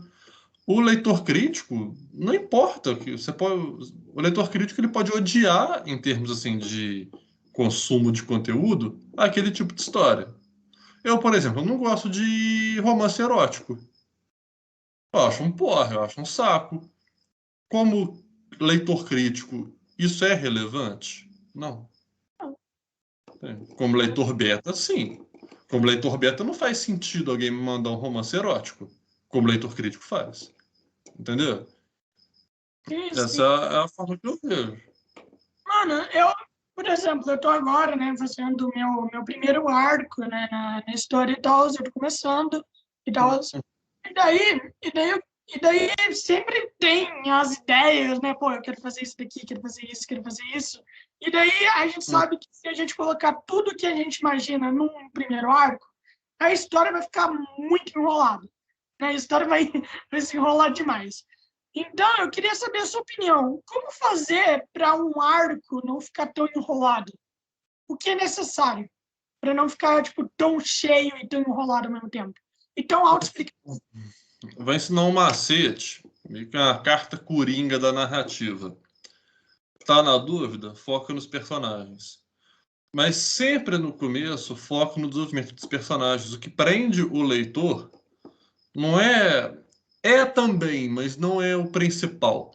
Não é uma trama muito elaborada, muito complexa. Não é um. Nossa, falei um negócio horrível que é complexa, né?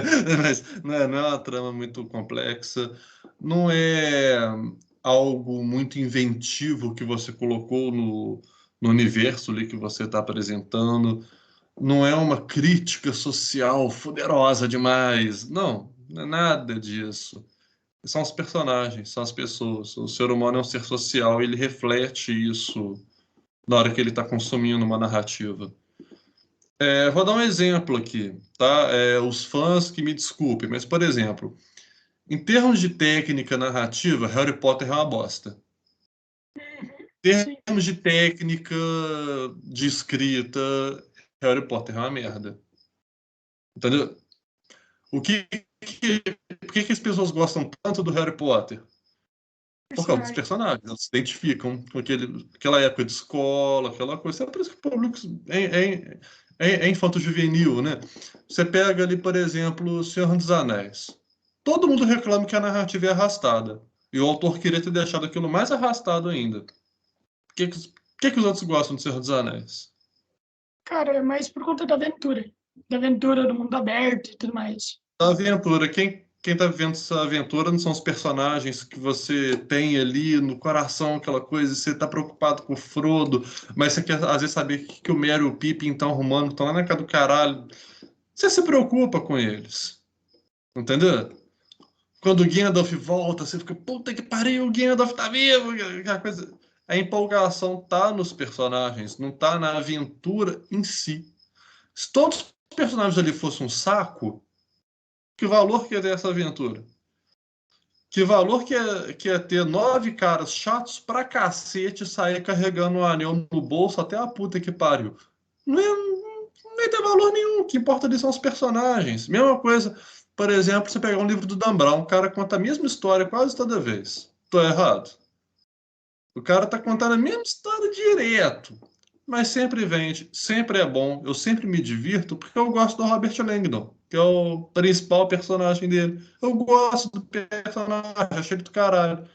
Então, assim, a gente vai muito pelos personagens. Você ter um universo riquíssimo, né? Vamos pegar um exemplo na história tipo Senhor dos Anéis e Game of Thrones. Pô, muito bom. Que bom que você tem uma trama muito inventiva, uma trama instigante, mas se os personagens são ruins, você afundou a sua história. Então, assim, por um primeiro arco, foca nos personagens. Lá na dúvida, né, lá na frente, deu dúvida, foca nos personagens de novo. Desenvolve eles, coloca o que aquelas situações, como que eles estão se desdobrando naquilo, como que eles estão amadurecendo, entende? É muito como eu faço. Então, assim, se me dá uma dúvida às vezes, eu falo assim, puta que pariu, será que o público vai gostar disso aqui? Eu começo a mostrar a consequência dos desdobramentos da trama, entende? Entendo. O, muito autor às vezes quer apresentar tudo do universo ali de uma vez. Isso é a maior roubada. Porque o leitor ele não vai se preocupar com o ambiente se as pessoas que estão naquele ambiente são relevantes para ele. Entende? Sim. E se você apresenta personagens muito interessantes e aos poucos vai introduzindo alguns conceitos, o seu leitor naturalmente vai ficar instigado a querer conhecer o resto lá na frente. Então, assim, quer apresentar um universo maneiro? Receitinha de bolo. Coloque personagens muito instigantes, explore eles ao máximo, vai dando migalhas, né, do que você construiu de bacana. E esse mistério da construção de mundo até ajuda muito, sabe? O cara engoliu o livro ali. Então, chegou lá na frente, apresentou aquele negócio, o leitor vai ter aquela impressão. Sabe aquele meme do Steve Jobs fazendo assim? Pois é. Vai ser essa a sensação dele. Então, assim, você só tem a ganhar colocando as informações lá na frente. Uhum. Mas para um primeiro arco é necessário tu colocar todas as informações possíveis, né, para a galera entender tudo, né? Não. Não. Não. Por incrível que pareça, não. Game of Thrones, por exemplo, ele não te explica porra nenhuma no primeiro arco.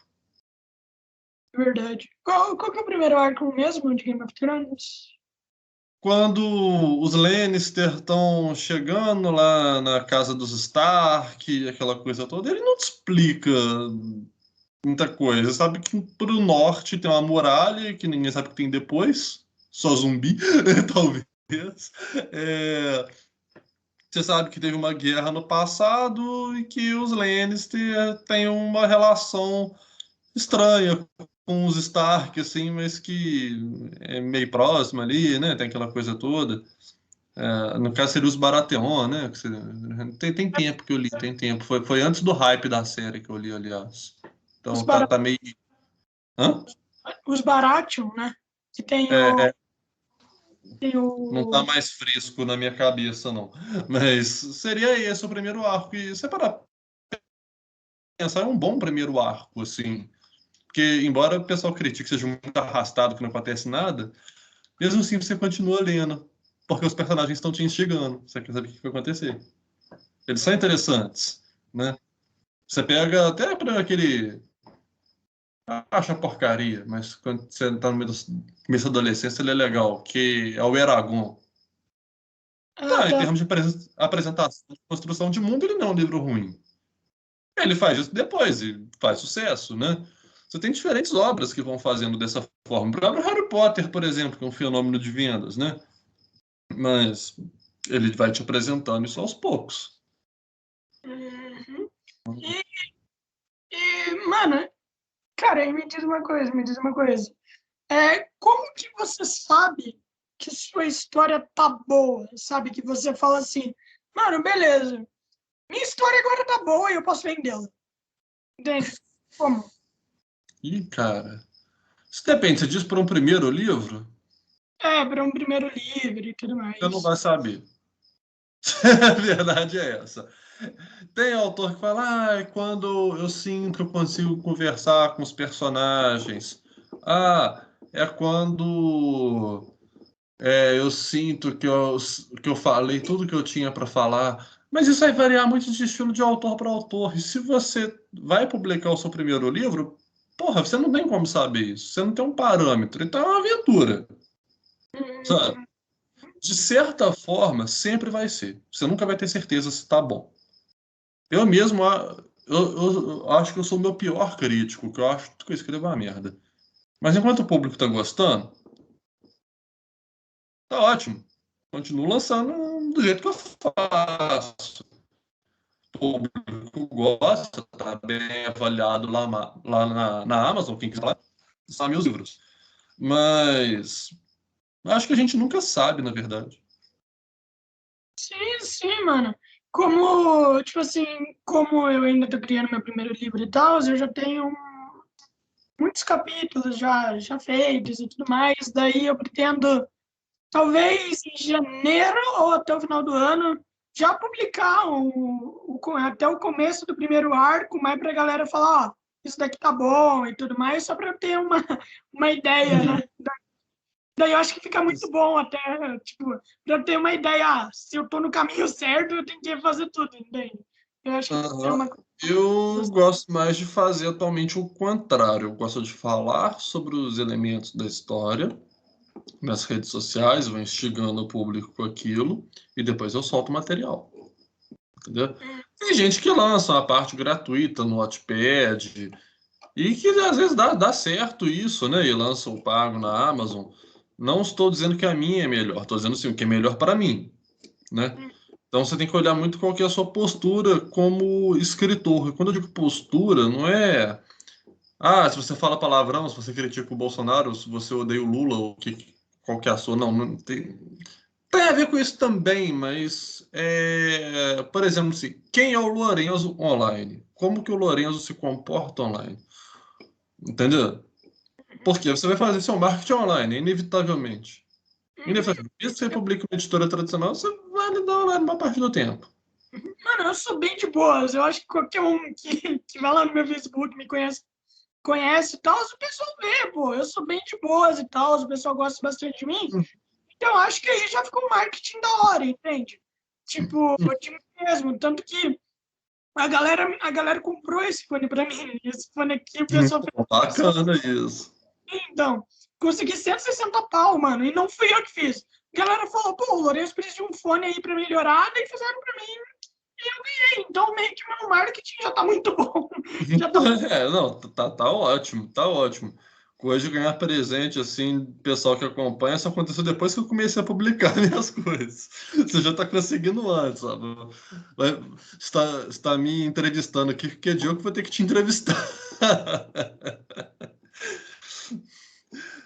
Pô, bacana esse comportamento do público que você tá angariando. Legal. Uhum. Sim, sim. E, mano, Mas. pode hum, falar, pode pode falar. falar. Não, fala você. Não, o que eu ia dizer era só esse mais assim, era só mais relaxa quanto à questão do conteúdo, porque o público vai te falar. E sendo o seu primeiro lançamento, até o segundo, o pessoal é bem tolerante, costuma tolerar os vacilos. Você vê assim, se olhar umas resenhas mais antigas, os meus textos na Amazon, por exemplo, tipo, pegar Poder Absoluto lá, foi o primeiro livro, né?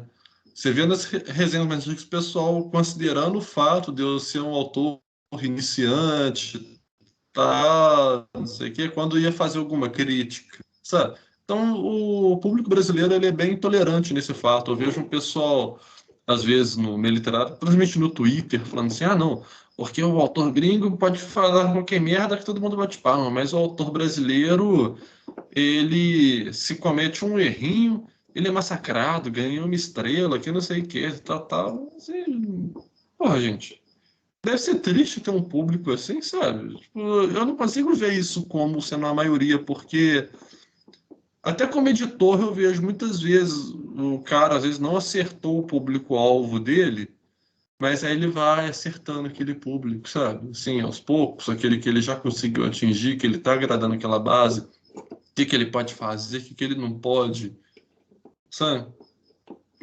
Então, tranquiliza. Quanto mais tranquilo você escrever, melhor o material vai sair. Eu já não esquento mais tanto a cabeça como esquentava antes. Esquento ainda, sabe? Esquento, preocupo. Tipo, será que isso aqui vai pegar mal? Será que isso aqui vai me comprometer? Será que o cara vai lá no livro que eu tô. Eu tenho essas preocupações também, mesmo hoje. Elas fazem parte do processo criativo, elas são necessárias para o processo criativo. Só não deixa isso te consumir. Uhum. E, mano, aliás, qual é o seu processo criativo? Por conta que, tipo, você falou agora de processo criativo e tal, mas qual que seria? Tipo, você se isola de todo mundo? Você faz igual o Jared Leto lá, entrar no manicômio lá e ficar com os loucos só pra ver como é que fazem e tal? Rato morto para os outros. Não, não faço nada disso, não faço nada disso. Eu brinco assim que tem uma coisa só que é necessária, que eu preciso cagar e tocar uma punheta. Não sei se eu posso falar isso aqui, não sei. Que aí as ideias vêm. Isso não tem ideia. Mas isso é brincadeira, é porque normalmente assim, isso tem explicação. Já aconteceu algumas vezes deu. Eu sou muito escrachado nas minhas redes sociais, né? Eu abro o verbo mesmo. E isso começou a pegar um dia que eu estava na casa. Não, estava na minha casa e me deu uma dor de barriga. Eu estava com um amigo. Inclusive, eu falei dele mais cedo aqui na entrevista, né? Que é o Bernardo. Eu falei, Bernardo, não tá dando muito certo, não, cara. Acho que um ninja passou a espada na minha barriga aqui e eu não vi. Aí ele, como assim? Eu falei, porra, você vai ter que me dar licença. Fui, né? Dei aquela barrigada. Voltei com a ideia para 6 livros na cabeça. Aí o pessoal brinca assim, que isso já aconteceu outras vezes, coisas semelhantes de eu ir no banheiro voltar com a ideia. Eu sei que eu tenho que dar uma cagada que aí desentope e a ideia vem. Mas isso é, claro, é palhaçada, né? Assim, é uma brincadeira, em termos assim, de coisa de inspiração. Mas meu processo criativo ele é muito diferente, porque pelo fato de eu ter um universo literário, o que que acontece? O corpo macro da coisa, onde todos esses livros e contos são ambientados, ele já existia. Então, tudo que eu tenho que fazer vamos dizer assim, inserir mais material dentro dessa proposta, que se encaixa. Né? Expandir.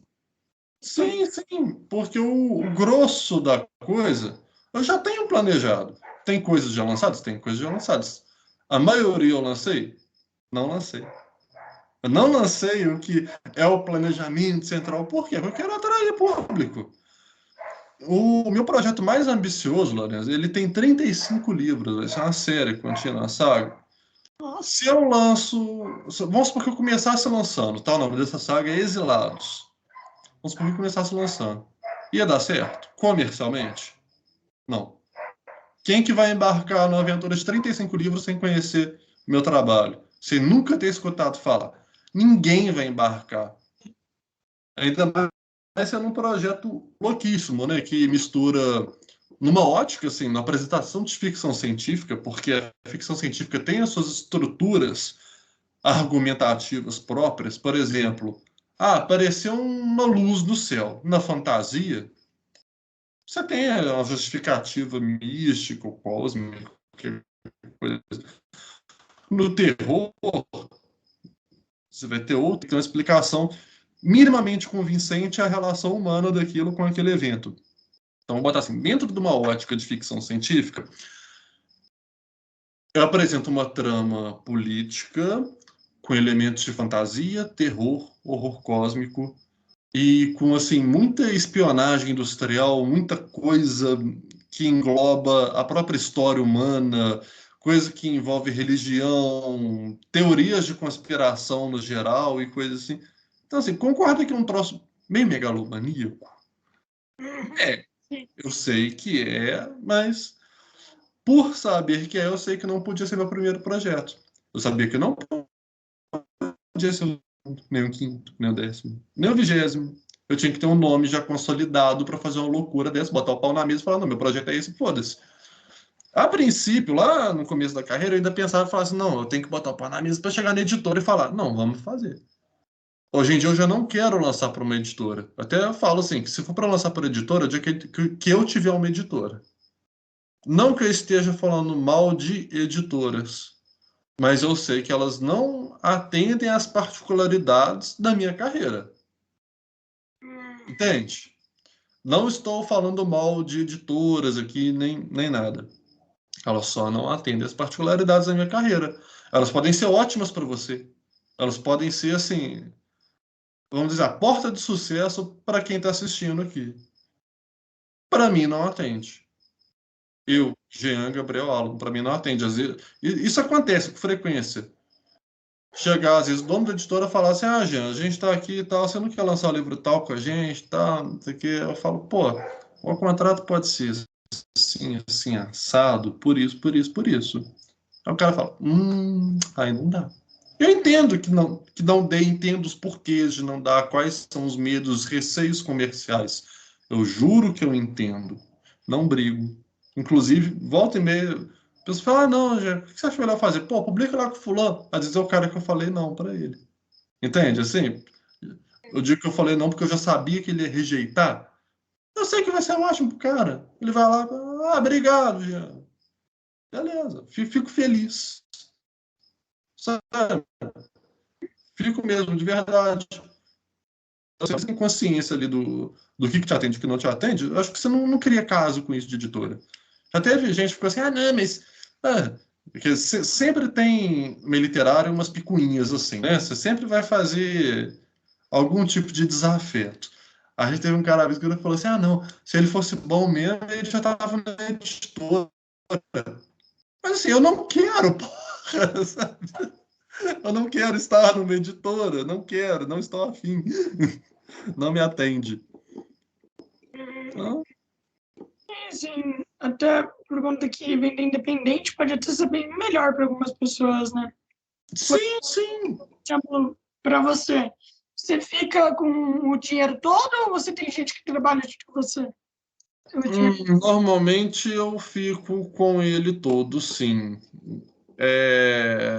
Tenho ali profissionais que são escritores também que trabalham comigo, a gente faz sistema de permuta, né? Então, eu pego o livro do cara, ele pega o meu, tá, beleza, fica nisso. Já teve ocasião que isso não podia ser feito, tive que pagar um profissional, mas no geral sou eu mesmo, sabe?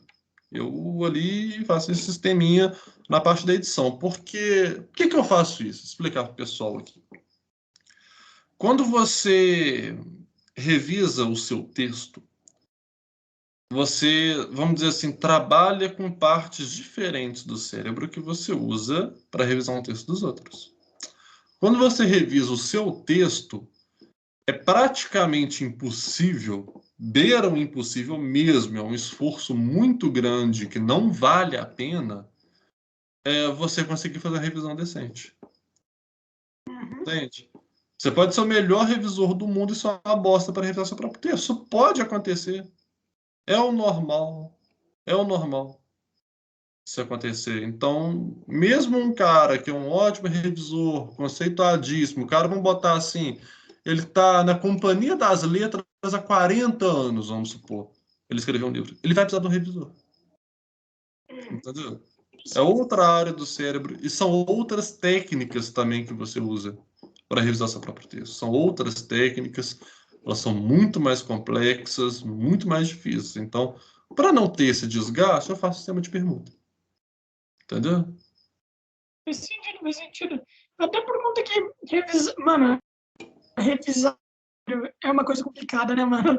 É uma É, coisa complicada mesmo. Até, é, até por conta que às vezes, por exemplo, você escreveu o livro, né?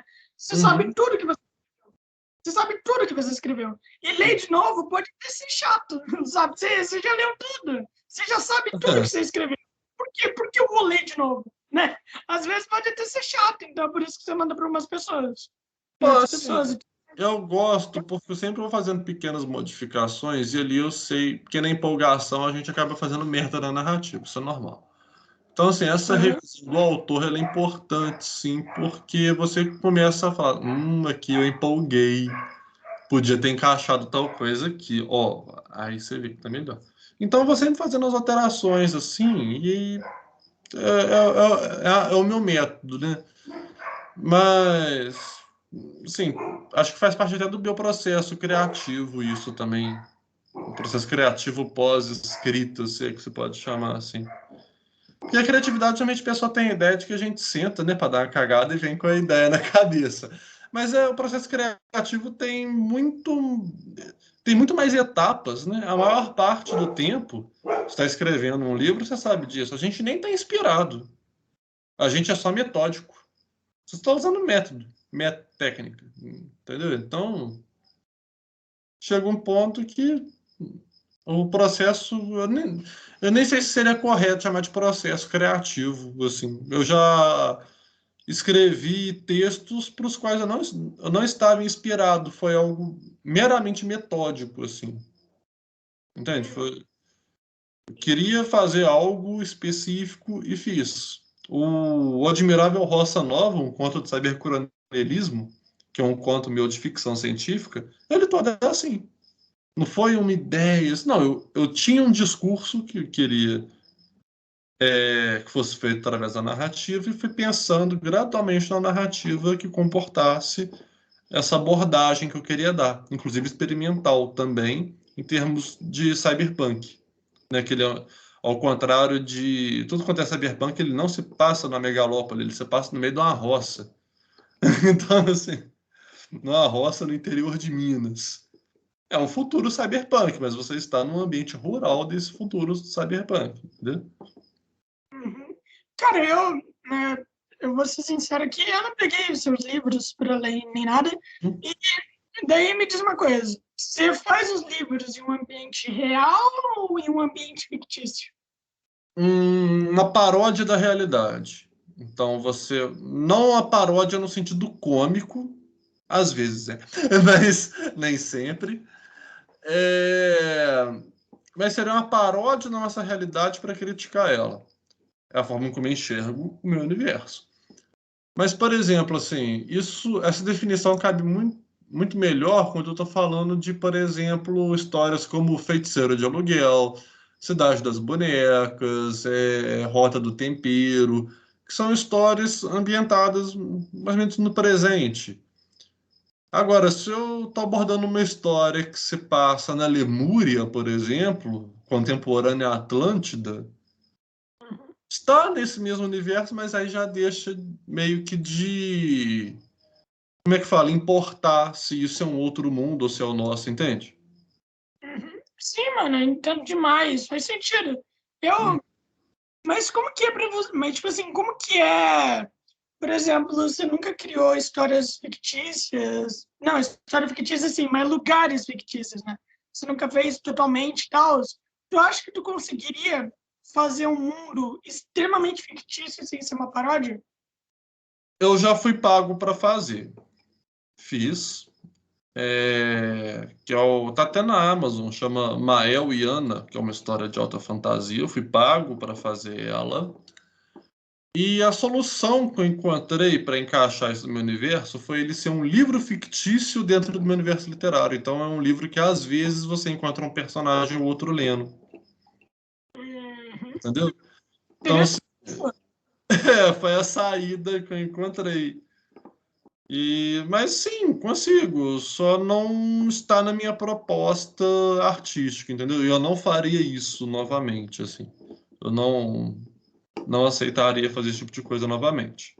Fiz na época porque, assim, pô, cara, foi começo de 2018.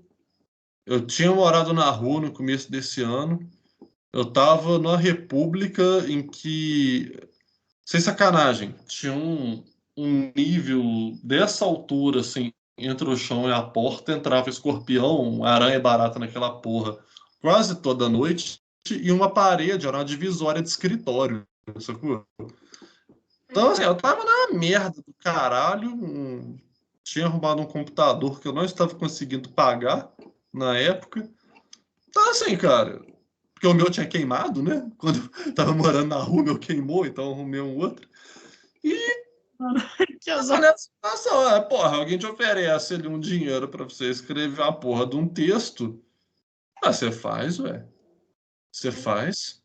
É a diferença entre bater um prato de comida e não bater, entendeu? Então, assim, foi naquele momento. Hoje em dia eu não faria isso, cara. E, mano, e como que é tu saiu da rua? Caiu meu royalty da Amazon. Eu fiquei quase um mês ali, então caiu meu royalty. Eu falei, opa, vou Caraca, encher o cu de comida e arrumar um quarto na República, quero nem saber. mano, pô, que foda, mano. Pô, então pra tu conseguir, mano, tem que ter esse noite muito bom, velho. Foda, foda. Ser escritor tem suas vantagens também, né? Tem. Mano, pô, mas que bom que tu conseguiu e tal. Você tava morando na rua fazia quanto tempo? Não cheguei a ficar nem um mês, não. Isso daí foi um longo processo de coisas que foram acontecendo. Inclusive, a partir de tretas do meio literário que respingaram em mim, um cara começou a atacar um autor que era cliente meu, se espalhou um monte de merda dele, que era inclusive mentira. O cara até ficou de processar o cara que estava espalhando esse tipo de coisa, e começou a me perseguir no negócio. Aquilo começou a me prejudicar, o cara inventando um monte de merda, chegou um ponto que eu não consegui pagar o aluguel, entendeu? Então, assim, Horrível. é, horrível. Mas acontece, né? Assim, quer dizer, não acontece, mas aconteceu, né? Não, não é frequente, mas tem esse tipo de gente no meio literário, sabe? Assim, existe figuras assim. Eu te entendo perfeitamente, pô. Eu quase tive que morar na rua também. Quase, quase. Por pouco não fui. É que, tipo assim, por muito pouco, minha mãe, ela conseguiu gastar todo o dinheiro dela para ter uma viagem para onde eu tô morando agora, né? Que é o Claro São Paulo. Daí, por sorte, ela conseguiu. Ou senão a gente estaria na rua agora. Mas, mano, a gente passou fome por um ano inteiro, assim, É tá ligado? desesperador, né, cara? Mano, é desesperador. Imagina, mano, ter que ficar vendendo tudo. É, mano, a Eu gente. sei bem como é que é isso, eu sei como é que é isso, eu te entendo. Eu Não, te mano, entendo. é É horrível por conta que foda. tipo, você pensa, mano, acabou, acabou, né? Acabou tudo. Mas, É, a gente nunca mais fica o mesmo, né, cara, depois de uma dessa. mano, tipo, você fica com trauma, né, mano? É tipo, quando as coisas começam a ficar pioradas, aí você fica, mano, agora tá dando merda igual antes, né? Tá dando merda de novo, aí você fica, puta que pariu. Ainda mais quando você vai pra uma situação extrema mesmo, de ir pra calçada, aí é foda, porque aí você realmente desespera, tem crise de pânico. Porra, cara, puta que pariu. Vou te falar, eu não sou cristão, então não tem problema falar isso. Eu não desejo isso pra ninguém, não, só pra pessoa que causou isso, entendeu? Então, você é a única pessoa que eu desejo isso. Não, não, não, não carrego aquela culpabilidade cristã em desejar isso. Mas. Eu te entendo, mano. Eu te entendo totalmente, velho. Hum. Na época foi foda, na época, essas épocas são foda. Mas, por incrível que pareça, eu acho que para quem é escritor, depois que sai disso, isso pode ser muito bom. Para quem é escritor, depois que sai disso, para criatividade, pode ajudar muito. Pois você vai ter uma carga dramática maior, né? E tudo mais. Ah, não diria bom, eu diria que dá para tirar boas coisas disso, né? Assim, você aprende muita coisa. E você também muda muito, você desapega muito das coisas, sabe? Assim, né? Então, por exemplo, assim, bens materiais que eu tenho apego mesmo, é só meu computador, que é minha ferramenta de trabalho, entendeu? Acho que você tá desligado das coisas, assim, você perde as vaidades também, a maioria, pelo menos. Então, você passa a não ligar para certas coisas, você ganha uma visão mais aprofundada e próxima de outras, que muita gente deveria conhecer, não dessa forma, né? Mas deveria ser algo mais conhecido, assim. Uhum. Mano, mas é foda. Mas, tipo assim, eu acho que quanto mais merda você passa, mais uma visão aprofundada você vai ter. Ah, Mas, é verdade. mas é bem melhor se não passar, você não É, melhor não passar, é melhor fazer como aquele ditado do sábio, né? Que aprende as coisas observando. É melhor não acontecer com você. mas caso aconteça e você se recupere, pelo menos tem que tirar alguma coisa disso. É, tá, você ganha sempre em qualquer experiência que você tenha, né? Nem que seja estresse e cabelo branco, mas alguma coisa você ganha. Então, use isso a seu favor, sabe? Qualquer coisa na vida dá para você usar a seu favor em diferentes situações, de Uhum. acordo com cada uma. Mano, na sua opinião, qual é o maior erro que um escritor pode cometer? Porra, boa pergunta. Boa pergunta. Não acho que exista um maior erro. Sei lá, porque assim, erros gravíssimos vão ser muito mais em relação à pessoa do que ao fato dela ser artista.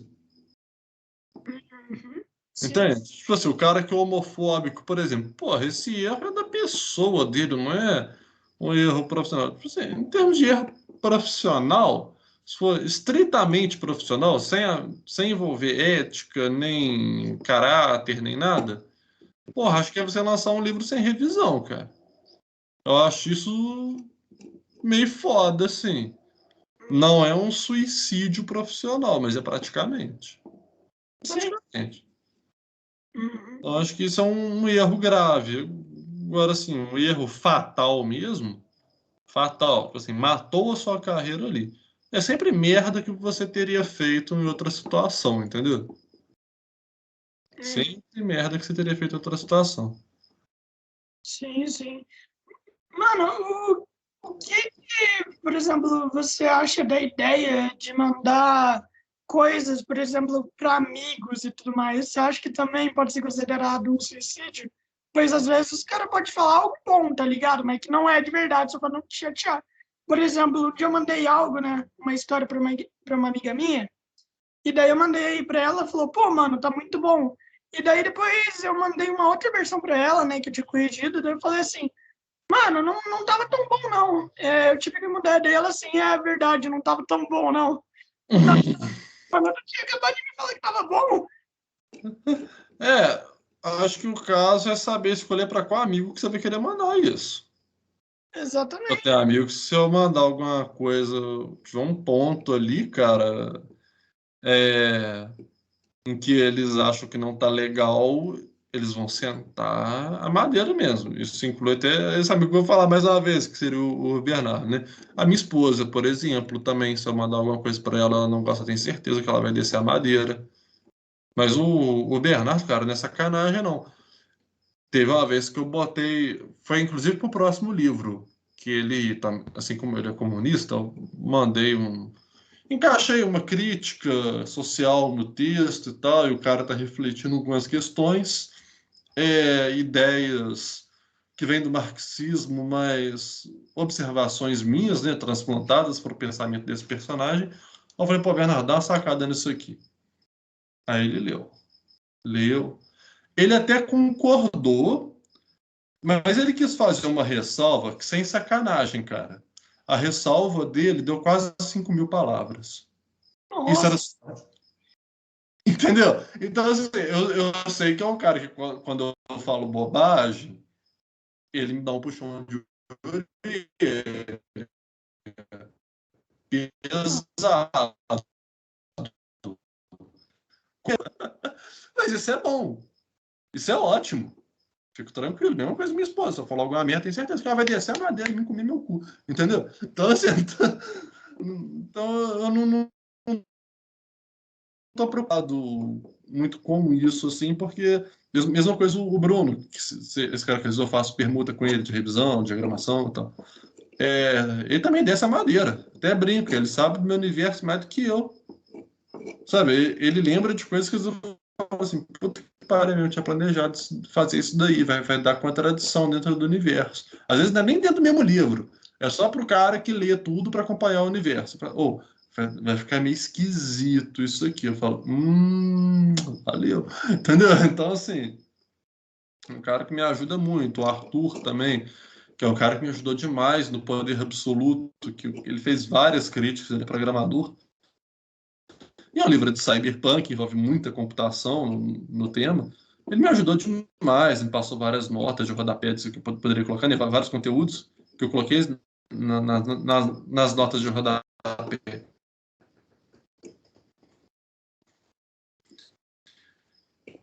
Então, você sabe, para quem que você manda. uhum. Mano, a gente já tá chegando aqui a quase 10 horas e a gente sabe que você tem filho e tudo mais. Então, mano, então a gente vai encerrar por aqui. Tudo bem pra você? Mano, Tá, tá é, tudo bem, sim. cara, muito obrigado por ter topado. Conversar com você foi Poxa, eu que ótimo. agradeço. E eu espero que tenha valido seu tempo. Eu espero que tenha valido seu Pô, tempo. valeu demais, cara. Obrigado mesmo. Foi um prazer enorme estar aqui. Obrigado a todo mundo que assistiu. Dá um like aí pro moleque, gente. O negócio foi bom demais. Mas. Obrigado, velho. Divulga pra galera. Pode falar, pode falar. Obrigado mesmo. Mano, Não, só vai falar que deu uma travada. Ah, tá. Divulga pra galera suas redes sociais, tudo que você quiser divulgar, e daí a gente se abre por aqui. Uhum. Se colocar Jean Gabriel Álamo, tanto no Facebook como no Twitter e no Instagram, sendo que o Instagram eu não uso muito, eu fico mais no Facebook e no Twitter. Vocês me acham lá. Na Amazon também, só colocar Jean Gabriel Álamo, vocês me encontram sem nenhum problema. E meus livros, eles sempre têm um preço baratinho. Normalmente ele é de R$ 1,99 a R$ 7. O único livro mais caro que tem lá, ele custa 13 porque ele é uma coletânea. Ele tem 13 histórias, incluindo 2 romances lá dentro. Então, assim, tá uma pechincha, né? O negócio é um calhamaço gigantesco. Isso em e-book. Para quem quiser livro físico, tem algumas coisas no Clube de Autores, que é outra plataforma de venda de livros, e lá tem impressão por demanda. Para quem quiser conhecer a Literatura Fantástica, que é a revista na qual eu sou editor-chefe, também tá lá na Amazon. Ela custa R$ 2, as edições já disponíveis. E sem ser a próxima edição depois dela, a gente vai ter uma reformulação, porque a revista ela é beneficente. Só que agora a gente já está num patamar de reformulando algumas coisas na revista, é por isso que ele entrou em hiato, que a gente vai conseguir pagar royalties para cada autor acima da faixa de mercado. Ótimo.